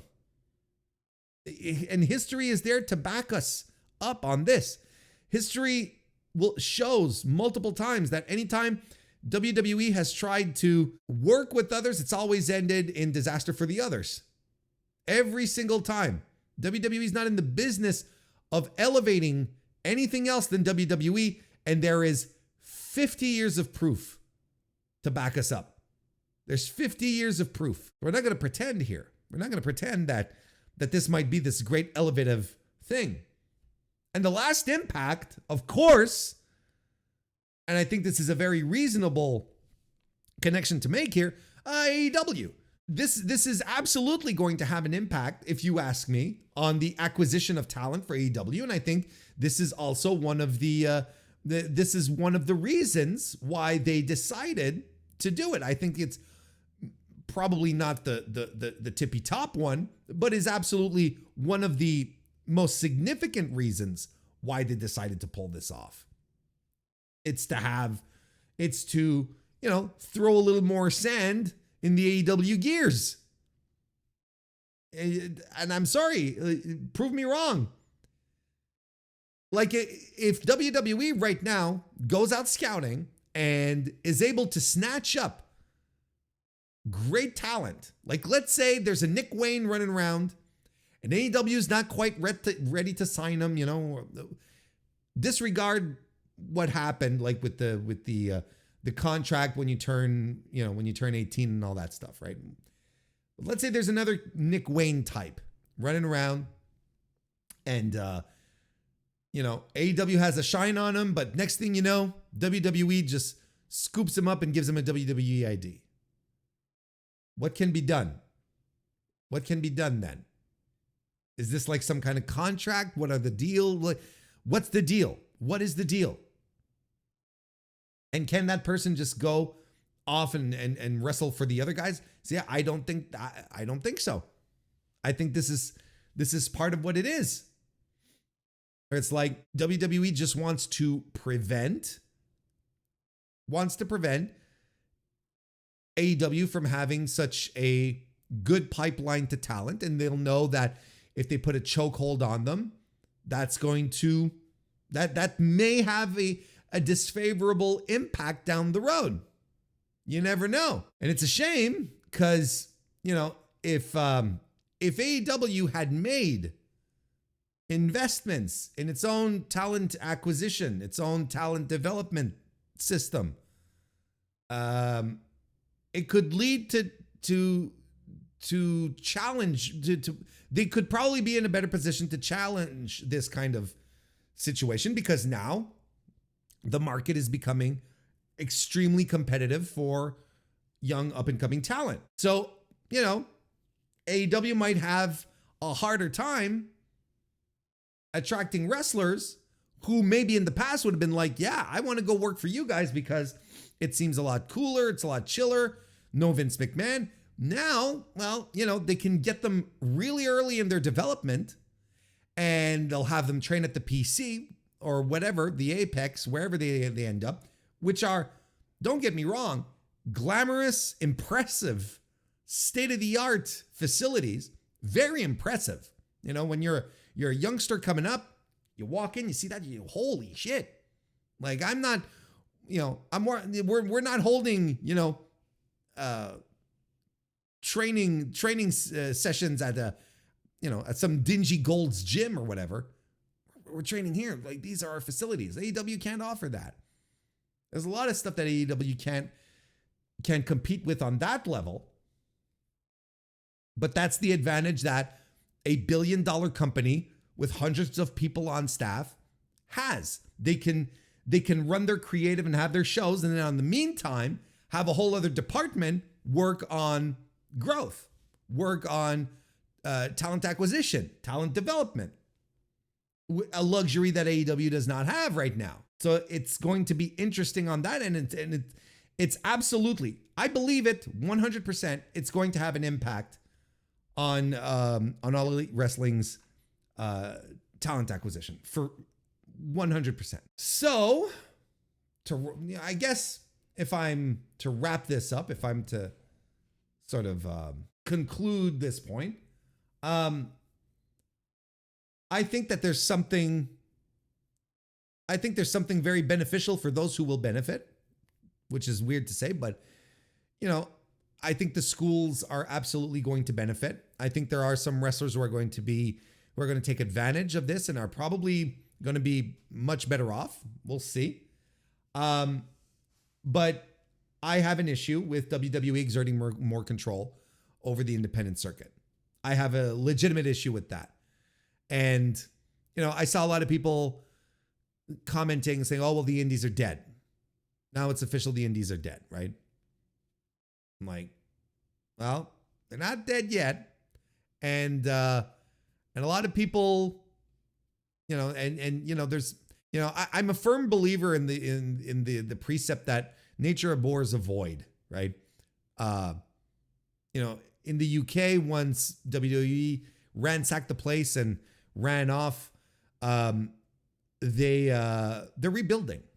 They are currently rebuilding in the UK, and it's looking promising. we're not quite there yet, but we're absolutely on our way. I personally don't think the indies were in such a great place right now. I don't think there's not as far as national indies go. Can't speak too much on regional. I do hear a lot of good things on very regional spots, but when it comes to national indies, I don't think we're in a great spot either. A lot of the talent coming through the pipe here is a lot of the talent existing on the indies right now are just, a lot of them are just not ready for the big leagues, So I think WWE is coming in at a moment where it's ripe to do so, where the indies are just not a hotbed anymore. It's not spectacular. It's not the thing. It's not a thing anymore. Like even GCW has, which is, who is unquestionably the biggest independent promotion in the United States, is not as hot. It's not feeling as hot as it once was. It's just,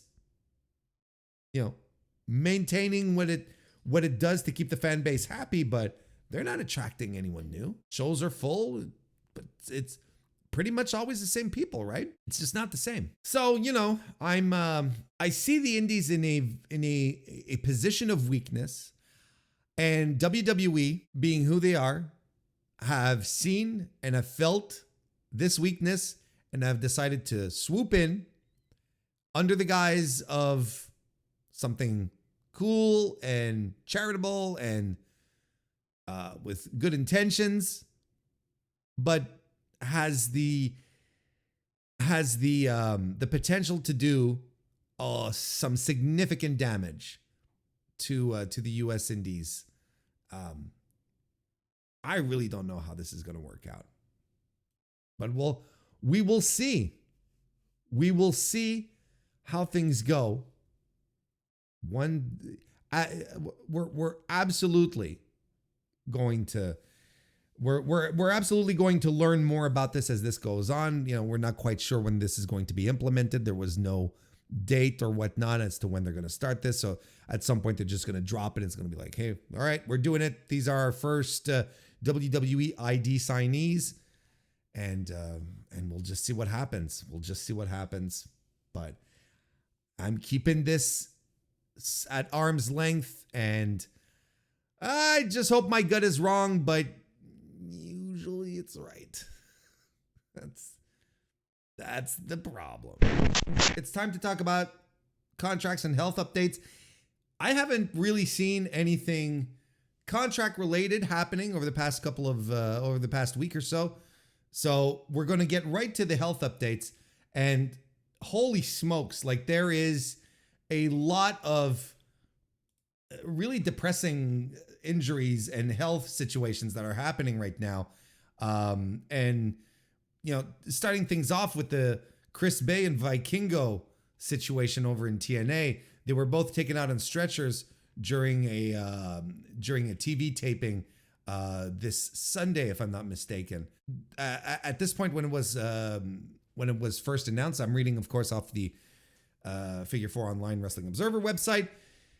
Details were unconfirmed what the Vikingo injury could be, but he was wrestling Trent Seven, and according to fan reports, the referee threw up the X after he tried to hit a corkscrew on Seven while he was outside the ring. From one report, he landed awkwardly on his leg and was taken on a stretcher, as we can see in this. We don't necessarily need the audio here, but there he is there on the stretcher, for those of you with the benefit of video, being carried out. And he was out of action for more than 7 months. Vikingo made his in-ring return late September and has been wrestling fairly regularly since then. Later on, Chris Bay was put in a neck brace and taken out following either a possible clash of heads or off a neck breaker spot in a match that he and Ace Austin were having with the Hardys. Let's break down Chris Bay to begin with, because I think it's really the most dramatic one. He was wheeled out very quickly because he needed surgery really, really fast. He was injured on Sunday's TNA TV tapings. The nature of the injury or how it occurred were still unclear as of yesterday when I'm reading this article, of course. But he was put in a neck brace and stretchered out of the venue after ABC's match against the Hardys. According to a report from Fightful Select, Bay was taken to hospital where he underwent surgery to treat the injury. So that's pretty telling right there. If he needs to have emergency neck surgery, I don't think that's necessarily good news. He's said to be recovering post-surgery, but details at that point were not revealed. However, we did get an update right here that was provided to us by TNA for both Vikingo and Chris Bay, but we're going to stick with Chris Bay for now. Chris Bay is recovering at the hospital following surgery for the neck injury suffered Sunday night, and he had an MRI procedure on Monday. He was resting in his hospital room Monday night, joking, talking about Bond for Glory, and in good spirits. Chris will be in Detroit for a few days, and family members have joined him, along with TNA wrestling management and wrestlers who are staying in Detroit. Chris is under professional care and supervision, and the local medical staff has been in contact with his personal doctor. So that's all very, very good news. So yeah, this is basically a repeat of the update in this article here. And then today, Sean Ross Sapp got posted. I got this on Blue Sky. Posted an update from TNA today, being of course October 29, regarding Chris Bay. Well, it's Chris Bay actually himself who issued a statement, I should say. So that's also very, very, very good, very encouraging. This is what he had to say. I just want to take a few moments to extend my heartfelt thanks and deepest appreciation for so much and to so many over the past few days. From everyone at TNA Wrestling to the incredible medical staff here in Detroit, to family, friends, and fans worldwide, I know you have been praying for my full recovery from the in-ring accident this past Sunday. Monday was day one for me on this journey, which I know will be long and challenging. Thanks again for the love and support, and please keep the prayers coming. So as we're recording this right now, we still don't know what exactly the nature of the injury is. But, you know, like I said, it's serious. If he was rushed to the hospital for emergency neck surgery, that wasn't good. And he sort of hints at it here in his statement that his road to recovery is going to be a long one. It's not going to be easy to get through, which really fucking sucks. So, you know, hopefully whatever it is, there is a path to recovery, and that he'll be able to get back in shape. There's even a GoFundMe that was set up to help with his expenses. From even before this, everything I've ever heard about Chris Bay is how much he's a nice guy. Like he's a guy that everyone loves in the locker room. A really, really nice guy, a gentleman, cool dude, a pro. So, you know, I'm not really surprised that there's like this outpouring of concern. And I think this is also something that translates to the fans because I think he's beloved all around, right? I think it's something that translates. Well, you know, when your locker room likes you, and when you're a nice guy, I think it ends up like crossing the barrier, and you're like, okay, yes, indeed, I am cool. I am a nice guy. So hopefully he'll be able to pull through this. Of course, we wish him nothing but the best. Now, if we go back to the TNA medical update to talk about El Hijo del Vikingo, he returned to the Detroit hotel Sunday night after being treated at the hospital for a right knee injury. He is on crutches and wearing a leg brace. Vikingo flew home to Mexico on Monday, where he will be examined and treated by his specialist. And so that's the last update that we got regarding Vikingo. the thing here, as they said, he was treated for his right knee. Well, the right knee is the one in which he tore his ACL and MCL back in February and knocked him out for months, and for which he needed surgery, and from which he just returned like in late September. So that's not a super fun prognosis, if we're being quite honest here. That could, man, that sucks. If he blew out his knee again,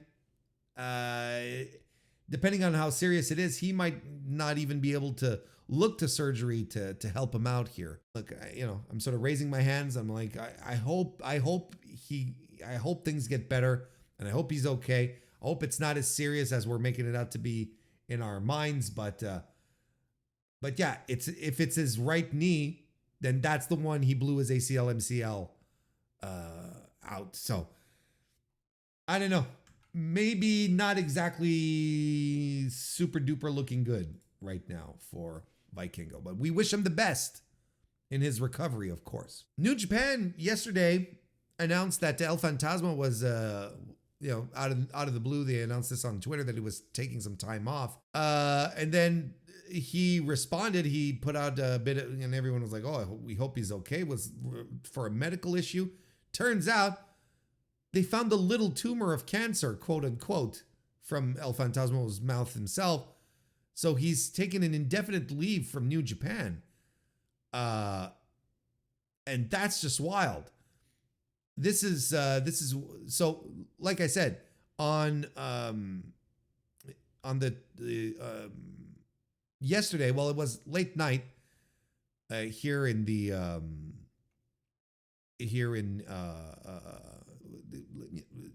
North America. Jesus, use the words, Warren. New Japan Global tweeted out El Fantasma to take indefinite leave due to health concern. Health concern. So he ended up writing a little statement here to clarify things. Just want to get this out of the way so everyone doesn't worry about me. The last 2 weeks, I've had a bunch of scans and tests done, and doctors have found a little tumor of cancer. Things are thankfully happening really fast, but I have amazing family, friends, and fans by my side, and I'm so grateful to have the support of warriors who have gone through the same thing before, and I look forward to help those going through it next. Believe me when I say I'm in good spirits and I'm not nervous, worried, or scared.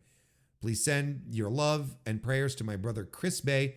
He needs it much, much more than right now than I do. What a fucking class act this man is. My dream of standing beside Hiroshi Tanahashi defending New Japan Pro Wrestling will still happen. It's just impossible to say when. My fighting spirit has never been stronger, and I promise once I'm ready, I'll be back stronger than ever. This is the kind of shit that just lands out of left field, and you're like, whoa! No one saw this coming, of course.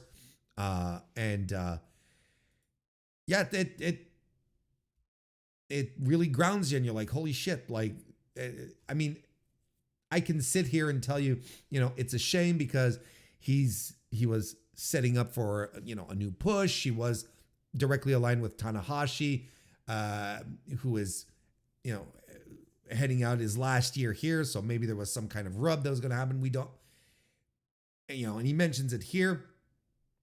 But honestly, at this point, all that really matters is him getting the best of this little tumor of cancer and getting back on his feet and coming back to what he loves to do, right? And hopefully whatever treatment he has to go through isn't too invasive.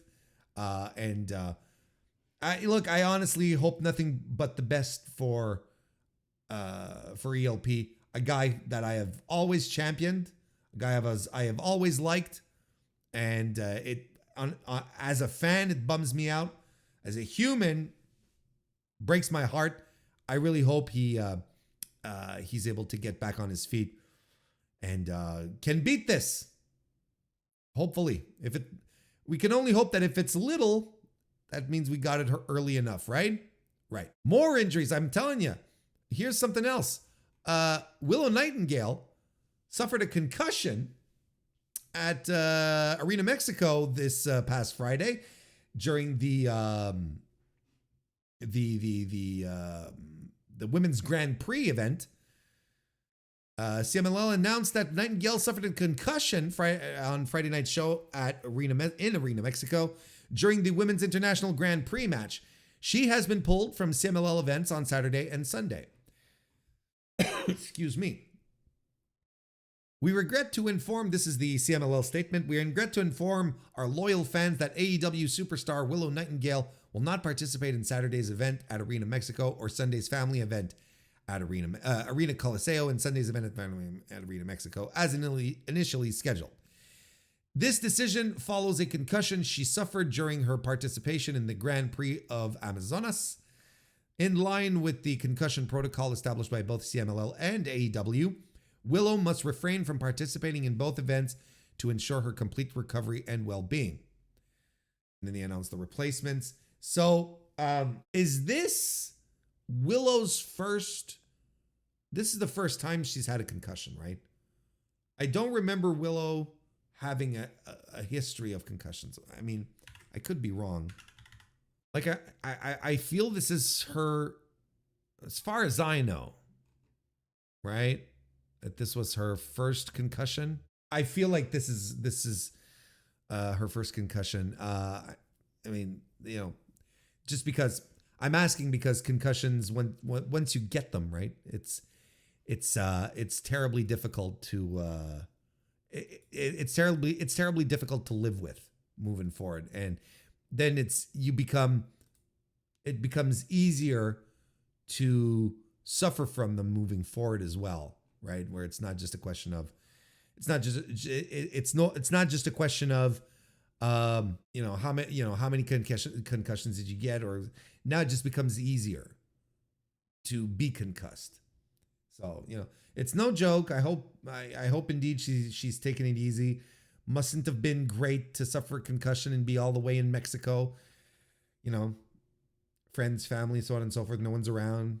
Not the best, not an ideal situation, but again, hope for I want to say a speedy recovery, but I'm going to go with a good recovery, because concussions are tricky and you just got to be careful. You just really got to be careful. But you know what? Like, in the meantime, like this CMLL show, the International Women's Grand Prix, in and about itself, 2 other women got injured in it, right? Yuvia, she got injured, and Sayaki Unagi as well. She suffered a broken rib.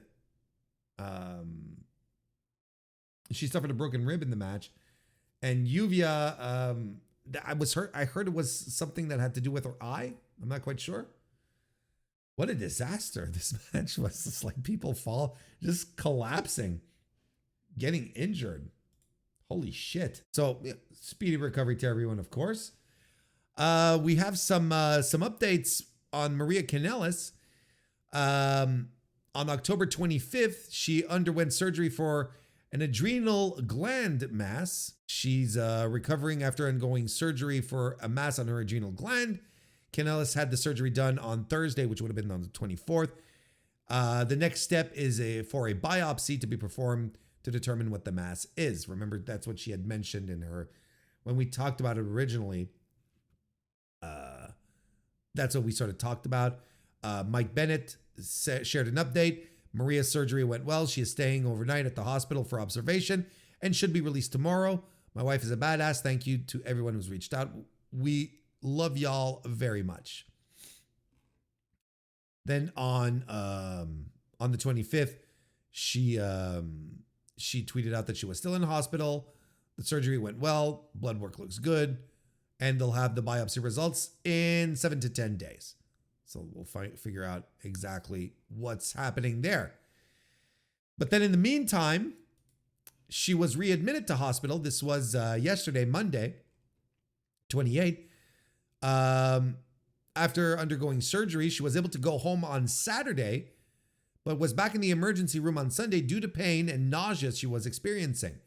Kanellis had pain in her neck, spine, and head, and could not stand up straight without getting nauseous. Jesus Christ.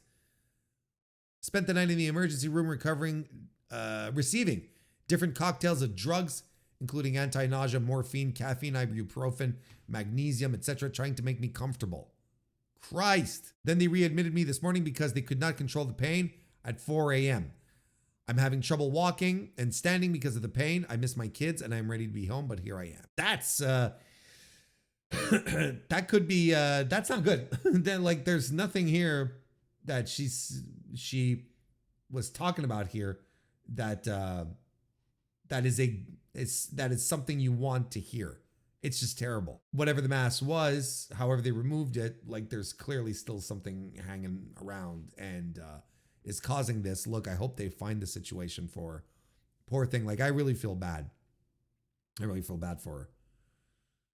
Juggernaut Bloodbath, nice to see you. Welcome to the chat. And then if all this wasn't enough, Stone Cold Steve Austin needs knee replacement surgery, quote unquote, pretty quick. During a September appearance on the Bobbycast, Stone Cold discussed his history with knee injuries dating back to when he played college football. Austin said he's going to need his left knee replaced pretty quick. Here's the quote. My first year at North Texas State University here in Denton, Texas, running down a kickoff coverage and I hit my guy I was supposed to block and man, I went down. I'd never felt anything like what I felt in my left knee and I tore my ACL, but it was a mop end tear where you could tear in the middle and the edges are kind of frayed and that's why they call it a mop. There, I just learned something. But they could either repair it or not repair it. Based on the strength of my quads and my hamstrings, they didn't repair that knee. So anyway, subsequently, that's what led to all of my knee issues down the road. I've had ACL, PCL put in there from cadaver ligaments several years ago. Why are we hearing more and more about like these, like it's with Adam Cole, right? We got like a cadaver bone put in his ankle, and now we've got Steve Austin here getting, dead muscle tissue.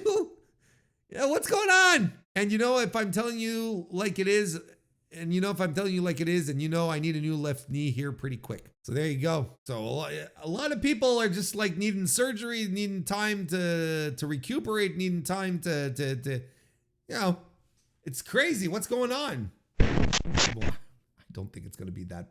I don't think it's going to be a very long review. I don't think it's going to be a very long review. Reviewing WWE NXT Halloween Havoc 2024 from the sweetest place on earth, Hershey, Pennsylvania, from the Giant Center. Such a funny name. I forgot to check WrestleTix. They were advertising. When I say WWE, they were advertising that there were tickets on sale for their show that they're doing in a couple of weeks at the ECW arena, right? And I thought that show was sold out. So what are they doing? Is it sold out? Or are they like stretching? Are they stretching more tickets? Do they have more room? Did they open up more seats? Or are they just doing plain old good old fashioned false advertising? I don't know. Because I was kind of surprised. I was like, wait, didn't this sell out? I mean, it's the ECW arena. I mean, it's not the United Center, Anyway, back to the Giant Center in Hershey, Pennsylvania. 5,011 tickets distributed for the show, for Halloween Havoc, out of a capacity of 5,400, a setup, I should say, of 5,466 places. That's what it was set up for. What's the capacity of that? I'd say, it's a 10,000 seater, 10,500 seats. It filled half of it, depending on what was left, with the stage and all that stuff, I mean, it's good. It's still good. Don't get me wrong. It's a nice little gate. Can't exactly call it in good faith. Can't exactly call it a sellout though. But yeah, this NXT Halloween Havoc 2024. I didn't like it. I didn't think it was. And what's going on recently with, you know, these wrestling shows I've been watching have all been under delivering. You know, getting into you know, I sat around and watched last weekend, right? I had the Maple Leaf Pro event, the 2 nights, you know. I thought night 2 was better. Night 1 was kind of a drag. And then, you know, and even there, night 2 wasn't a rousing success, but it was better. It was better. It wasn't anything that I'm like, oh, wow, this is great. Royal Quest 4 from New Japan. I thought that was a skippable show, like nothing happening, just like an empty show. And I'm right back to where we were with this, to that kind of feeling with this show here, where it's just like stuff happening and some matches which are just outright bad, and I'm looking at the scores on Cage Match and I'm like, I'm continuing to have this disconnect between WWE fans, particularly NXT, and my own sensibilities, where, you know, I'm looking at this and I'm like, I'm looking at some of these results and I'm like, really? Did we watch the same match here? Did we actually watch the same match? Might as well start with the top like we like to do, right? Trick Williams successfully retained his NXT championship against Ethan Page. I believe this is the 7th million match between these two. Like, I feel like it's the 7th match, 7 millionth match between these two, or at least it feels like it. And it's just as mid, it's just as average as their other get-togethers. You know, because Trick Williams is still green and he's put in an unjust spot. And I think he, you know, him being the face of a brand here and carrying main events, he's not ready for it. And, you know, we get more and more proof every time. And Ethan Page is just, he's Ethan Page. He's an average pro wrestler. That has always been his thing. He's just average and normal and unexciting, and that's just who he is. That's just who Ethan Page is. So this match is like, look, it's a Falls Count Anywhere match, right? And to make sure that it's Falls Count Anywhere, they go and they walk and brawl into the audience, and they share a couple of strikes, and then they walk back to the ring. But they could go anywhere, and it's legal. Perfectly legal, Cole. Vic, Booker. Oh my God. Here we go again. Booker T. Listen, Brian Alvarez said Booker T is an acquired taste. It's like, no. He's trying to compare this like to, you know, let's say sushi or, you know, bitters or stuff like that. No. Booker T is not an acquired taste. Booker T stinks. Booker T takes away from the show more than he gives, and he offers nothing in return. There's no return on having Booker T on commentary. I say this every time, but every time he's terrible, and he makes me cringe, and I lower the volume. I just can't stand him. It's not an acquired taste. He's bad. I think he is objectively the worst commentator, color commentator in all of pro wrestling today. Now that Alex Kozlov has apparently hung that up, I think the honors go easily to Booker T. I don't think there's anyone worse. He stinks. Anyway, Devil's Playground, right? So it's Falls Count Anywhere, and it can finish it. And it was like, what was this? It was like the 3rd plunder match of the night on top of that too, where you could just, you know, use just about anything, any tools, any nonsense. So what do we use here? Earlier in the night, we had the ladders, we had the tables. So what do we use here? You bring out the sack, the velvet sack. And you're like, holy shit, are they doing tacks? No, they're doing nuts and bolts again. Not even nuts and bolts. They're doing the nuts and washers. No bolts. I didn't see any bolts. They did this before. I don't remember what match they did it. And I was like, this is stupid. Like, it's dumb. Like, I buy the Legos more than landing on bolts and nuts and washers. And, nuts, screws, the fucking, not nuts, not these nuts, those nuts. Them nuts, not these nuts, them nuts. I'm trying to amuse myself. Thank you for helping me along, chat. Because look, they're doing that, and then they do. Oh, wait a second. They do blood. They did blood in this match. That's right. They did blood. It's a brand new era for WWE. Because you see, at some point, Trick Williams gets shoved by Ethan Page into the unforgiving steel stairs. And he gets shoved in it abdomen first. So he lands, his tummy tum-tum comes in collision with the stairs. And he collides so hard, right? Because the stairs, they are unforgiving. Steel stairs, they're unforgiving. So what happens? He gets internal injuries. He starts coughing up blood. Oh, Warren, I thought you meant he ran the razor. I thought he bladed, he jibbed. Nope. Did I say jibbed? Jigged. Nope. None of that. He didn't do that. He just popped the blood capsule in his mouth. And went, and he had to, then he gets put through commentary because of course, and he's laying on the ground and he has to go, like he actually has to dribble the blood out of his mouth, right? It's so dumb. And I don't know why. Like, wouldn't you stop a match if a wrestler has internal injuries and is starting to cough up blood? Wouldn't you stop the match? I'd stop the match. It's so bad.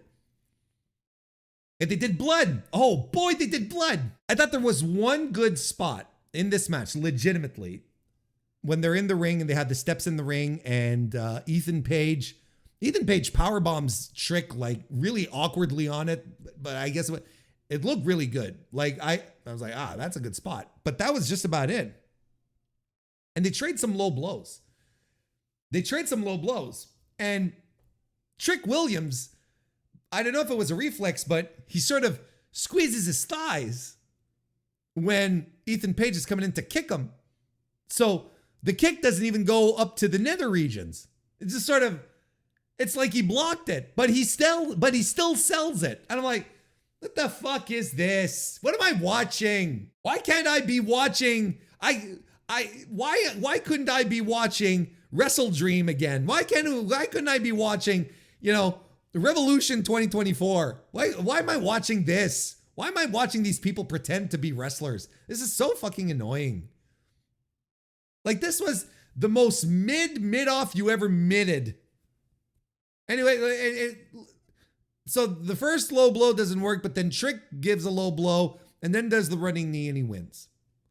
And where's Kensuke? Where's Kensuke Sakai? Sasuke. Jesus Christ. Where's Sasuke when you need him? Where is he? Wow. Chef Shawn Michaels is cooking.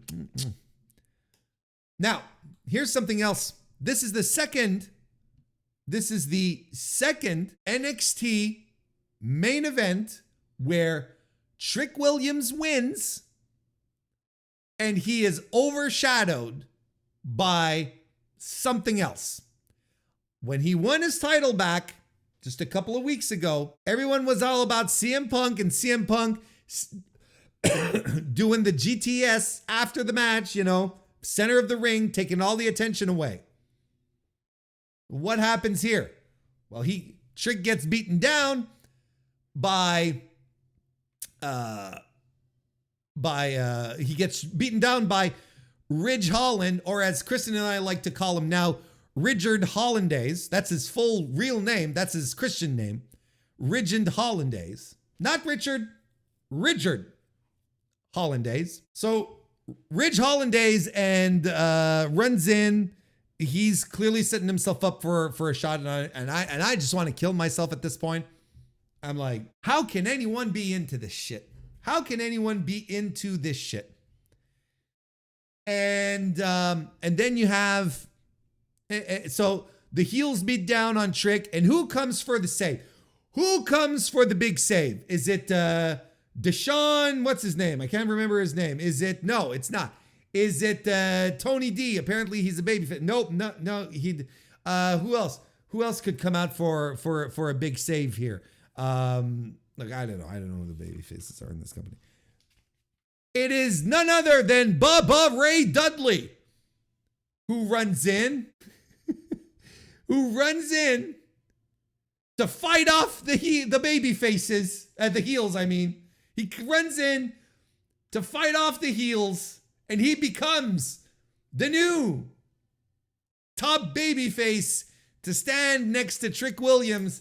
And I'm like, oh my God, they are booking Bubba Ray Dudley and Trick Williams versus Ridge Hollandaise and Ethan Page at the ECW Arena show in 2 weeks, aren't they? That's what they're going to do, right? Oh my God. We will never escape this nonsense ECW nostalgia. We are never going to escape it. And these are all, and the thing is, what's most fascinating about it all is that these NXT fans these days have no idea what ECW is about. They don't understand a thing about it. It's like, for who is this for? Because any wrestling fans that may have cared, that may have been excited about this, have all been driven off because this stuff is nonsense. So all they have is their new fan base who doesn't give a shit about ECW. You know, they don't understand. They don't know the history. They absolutely weren't around to watch it, but they don't understand what it's about. And they definitely don't understand how exhausting it is that we are once again going back to the ECW well. I saw one tweet saying, oh, I absolutely, no, it was on Blue Sky, this one. I really hope that none other than Paul E. Dangerously shows up. And I'm like, why? Who cares? Who could possibly care at this point?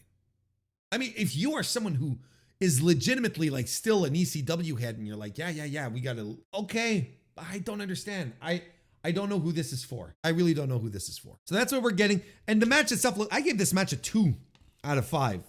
I thought it was, yeah, like, this was the third plunder match of the night to begin with, and I'm already sick of them. At this point, I'm already sick of them. And these two dudes, Trick and Page, like I said, are in no positioning to be main eventing stuff. These are the most dry, ordinary, walk through the motions stuff, and Trick is not ready for this spot. And I've come to the defense as best as I can regarding Trick Williams because I think he's better. I think there's still something that you can squeeze out of this guy. But like they often do in NXT, they will put someone in a championship position who is not ready for the spot. And then we'll end up, that person will end up, being reviled, failing, falling on their face, whatever. Look at Braun. Look at Braun Breaker. Braun Breaker's a tremendous example. Braun Breaker was elevated way too fast, and he had, inarguably, I'd say, a very, very, very mid run as champion. They had to turn him heel, and they finally had to get him out of developmental for him to be anything close to interesting.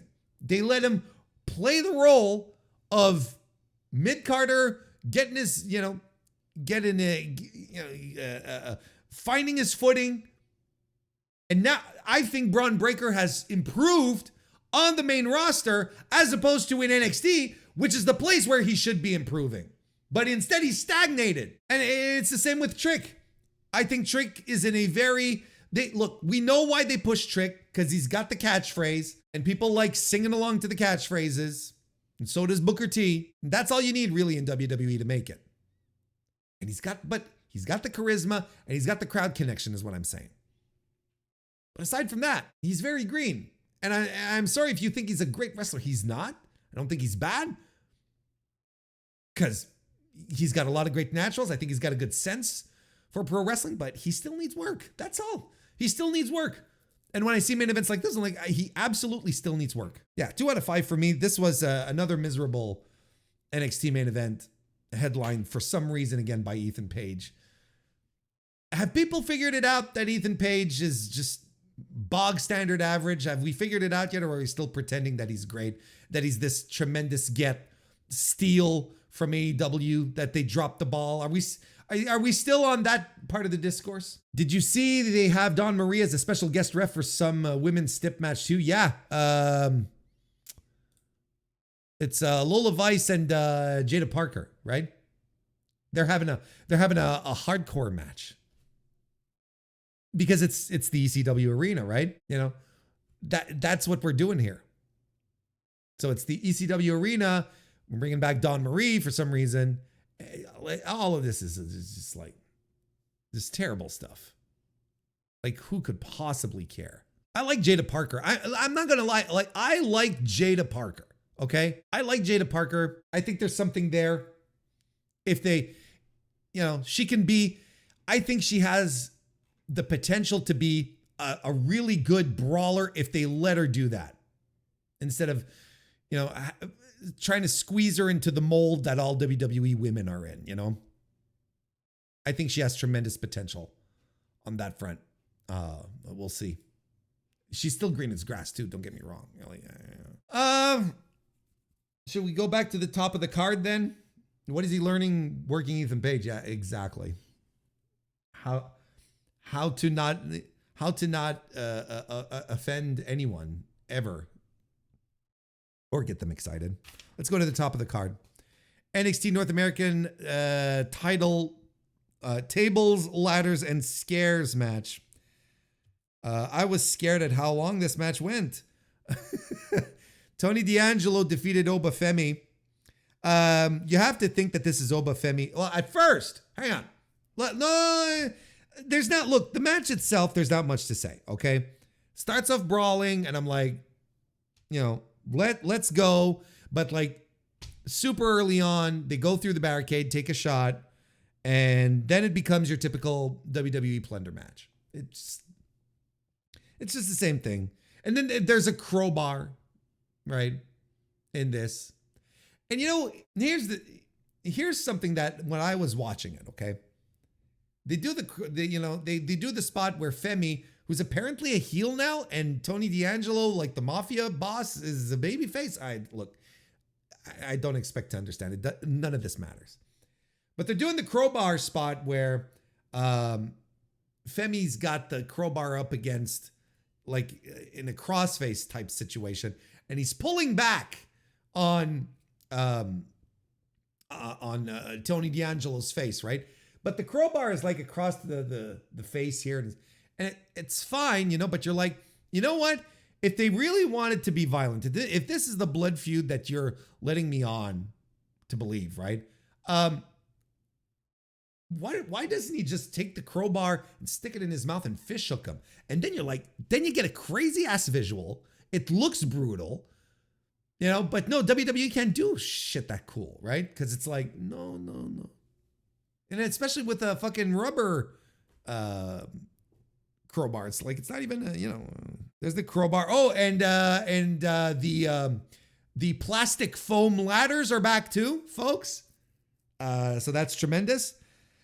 There's zip ties, and Oba Femi ties up Tony D'Angelo, and then the mafia group runs out, and they, and then it's just nonsense interference till the end, and then the mafia girl then gets stalked by Oba Femi with the crowbar, and it's supposed to be spooky, I guess. And, you're like, oh, Bafemi, don't do it. No. He threatens, and all throughout this whole sequence where he's stalking the girl, this crowd was like completely dead for it. They were like in complete murmur mode. It's just murmurs. The crowd murmur. And they're not cheering, they're not doing anything, just like, instead of going, oh no, don't do it. Ubafemi, don't hurt the girl. Like no one cared for this. I thought it was a very bad crowd, to be honest. I thought the crowd the entire night was in murmur mode.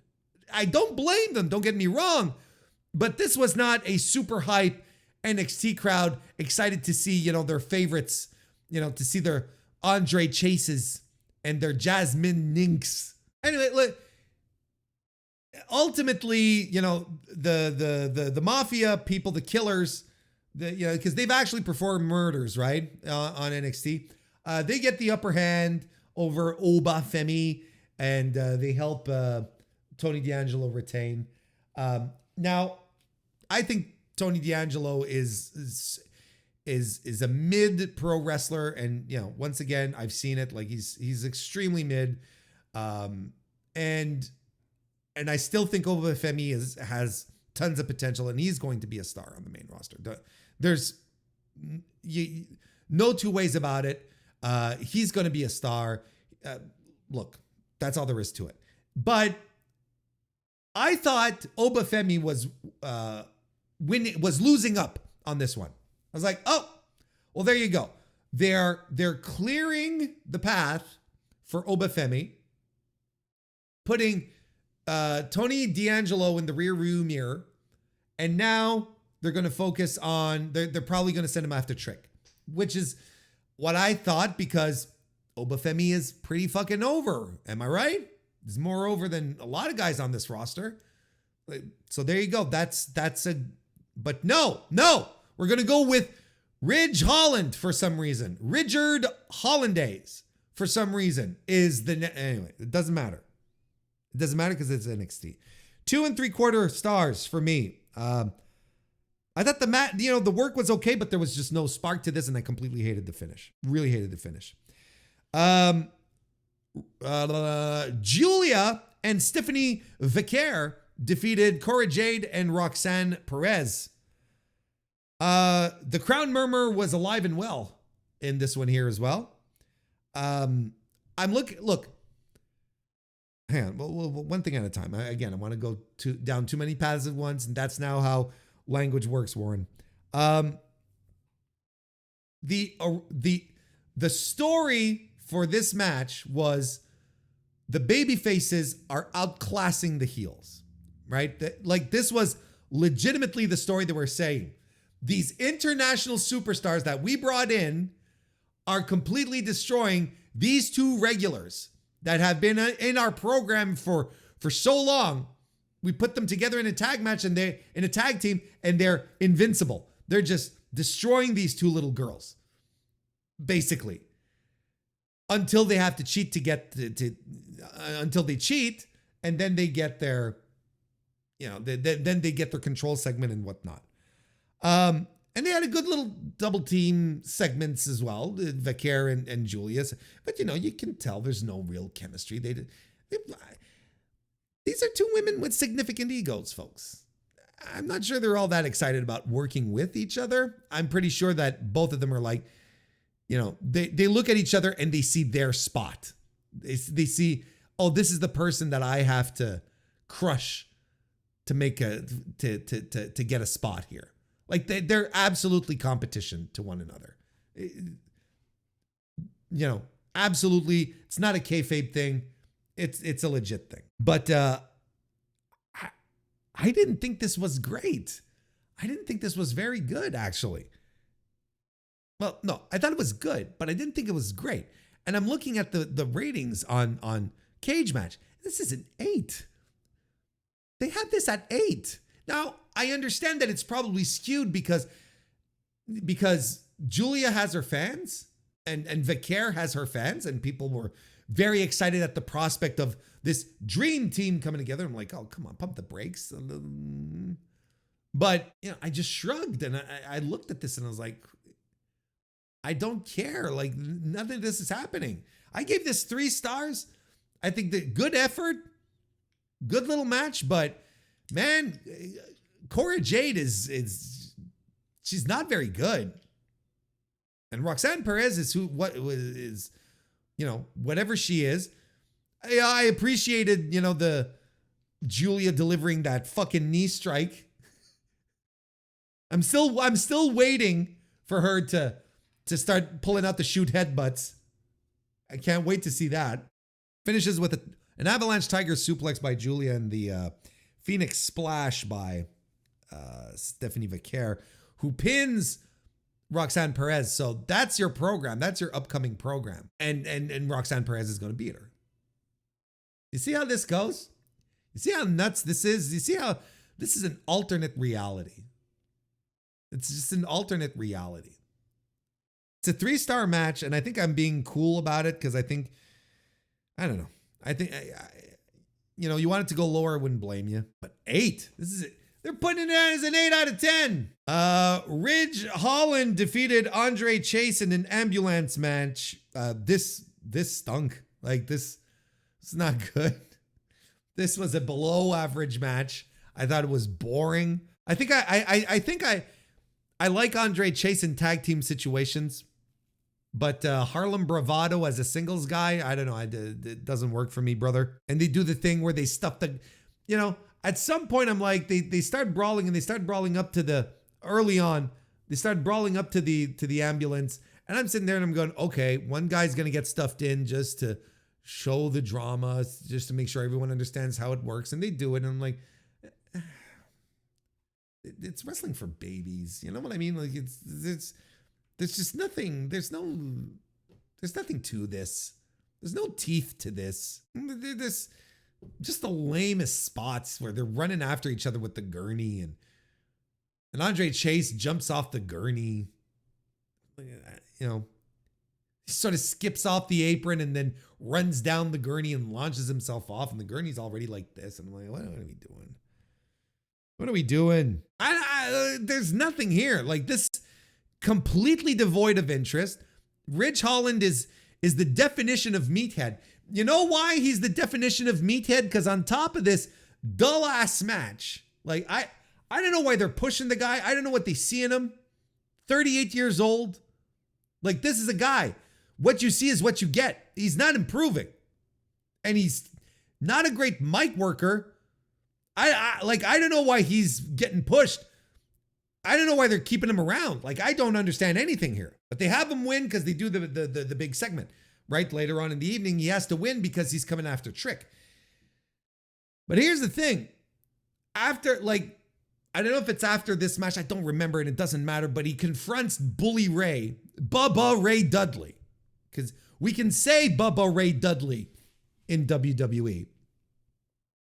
And he does the thing where he goes and he confronts Bubba Ray, and he's got a microphone in his hand, and he lifts it to his mouth, and he starts talking, but then at some point, he lowers his arms, and he cuts his entire promo with the microphone, dangling next to his waist. I'm like, it's a meathead. This is a meathead. This is exactly what a meathead is. Couldn't hear a thing. Doesn't matter. It's Ridge Holland, but it was really fucking funny. And then we had the NXT Women's North American title match, the gauntlet match, where Fallon Henley defeated Kelani Jordan to become the champion. Kelani Jordan had to fight off all of Fatal Instinct, Fatal Attraction, That's not it. Fatal Inspiration. What are they called? Fatal Influence. The Fatal Influencers. Jasmine Nix stinks. JC Jane is still, she's not bad. She's pretty good. And Fallon Henley just, I don't know. She just comes across as so average to me. I don't understand. And they, the stip was that the fatal influencers did the spin the wheel, make the deal gimmick on the last NXT show, and then they decided that, and they they did the spin the wheel, make the deal thing. And they got to choose what the stipulation for the match would be, but they were only going to announce it on the night of because naughty. And then we get to the show and they say it's a gauntlet match.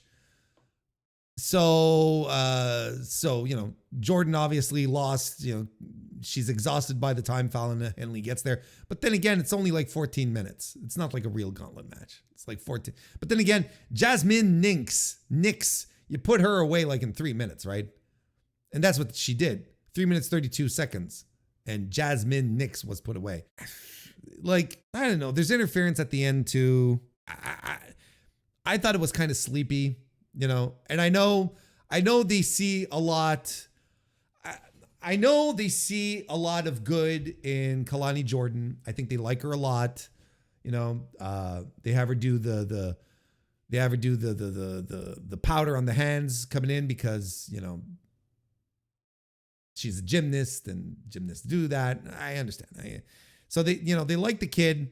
I still think that she has to, her storytelling is not there. Like she just does shit in the ring and nothing really connects. Nothing really, there's nothing being weaved. No stories being told. She'll get there, I'm sure, but we're not there yet with her either. But Fallon Henley either. I don't know.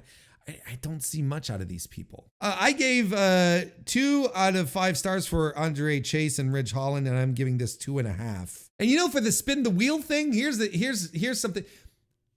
Spin the wheel, make the deal, and the wheel, which is a gimmick, right? Which is the thing. They did the wheel thing, which is the staple of Halloween Havoc, right? And they didn't even spin it once on the show for any of the matches. The only time they spun it is when, what's her name? Spooky Girl number 2. Tatum Paxley. When she came out and she was like, I'm a goblin, or whatever the fuck she is. And then she spins the wheel. But for her match, that's happening on NXT this week. I'm like, what's the point of the spin the wheel thing when that's the actual gimmick? You spin it the night of the show. Well, it's just there. Spin the wheel, make the deal. Jake Roberts spinning in his grave. Wait a minute. Oh, and Delta shows up. What do they call her? Zania, Zaria, Zariu, Zaria, Zaria. Zendaya, whatever they're calling her now, Delta, and she looks like the Kiss Demon. I thought the Kiss Demon was in NXT with pink hair, but it's Delta. But they're calling her something else now. Zanea, Zadria, Zendaya, Zariah. I mean, it was really funny because she showed up at the end of the tag team match with Julia and Vicaire, right? And they do her graphics, and her little video entrance and all of that. And then she's like standing in the crowd. And then when she shows up after Fallon Henley wins the title, it's the exact same graphics and everything. And I'm like, didn't we just see this? Like we legitimately just saw this. Like it, not on the Titantron or whatever they call it. Not on the Tron, like on screen. I'm like, we just saw this. What's happening? Halloween Havoc, NXT Halloween Havoc. Not even, it's not a good show, but it's not even an NXT show that I get mad at. I'm just like completely and utterly bored and unimpressed with this promotion. This brand. There's just nothing happening here. There's just nothing that happens. And, all the cool stuff that I thought happened, like no Nathan Frazier or Axiom. A-Kid, what is Axiom? None of that. happening. Yeah, those were highlights of my previous NXTs, where NXT PLEs, where I'd be like, at least these guys had a great match with, Andre Chase and the other guy. I can never remember his name. The other guy in Chase U. I'm sure. Duke Hudson. Like, that was pretty cool. That ruled. Here, nothing. There's nothing. Even their main event is bland as hell, and they're setting up stuff that's going to be bland as hell. Like, who wants to see Bubba Ray Dudley and Ethan Page in 2024 mixing it up? Like, it is not for me. It's like this show. NXT is not for me, and thank God I don't have to watch this on a weekly basis, or that someone is paying me, insisting that I watch it on a weekly basis, because I think I would lose my mind. They did angles with Lexis King, who seems to be setting up for a babyface turn. Oh, this big successful heel entrance, right? Boy, the drawn beard and all this shit. That sure worked out well. Now he seems to be like this, he's questioning himself, and then William Regal trots in, and, and here's the funny thing. It's like, Lexis King, his entire thing is like, I'm abandoning my, I'm not my father. I don't want to be like my father. I'm not my father, blah, blah, blah, blah, blah. And then that's his whole gimmick. That's why he's not calling himself Pillman Jr., right? And then William Regal comes in, and the first thing he says is, I knew your father and I loved him very much. Like, oh my God. Anyway, don't watch the show. Don't watch the show. Don't watch NXT Halloween Havoc 2024.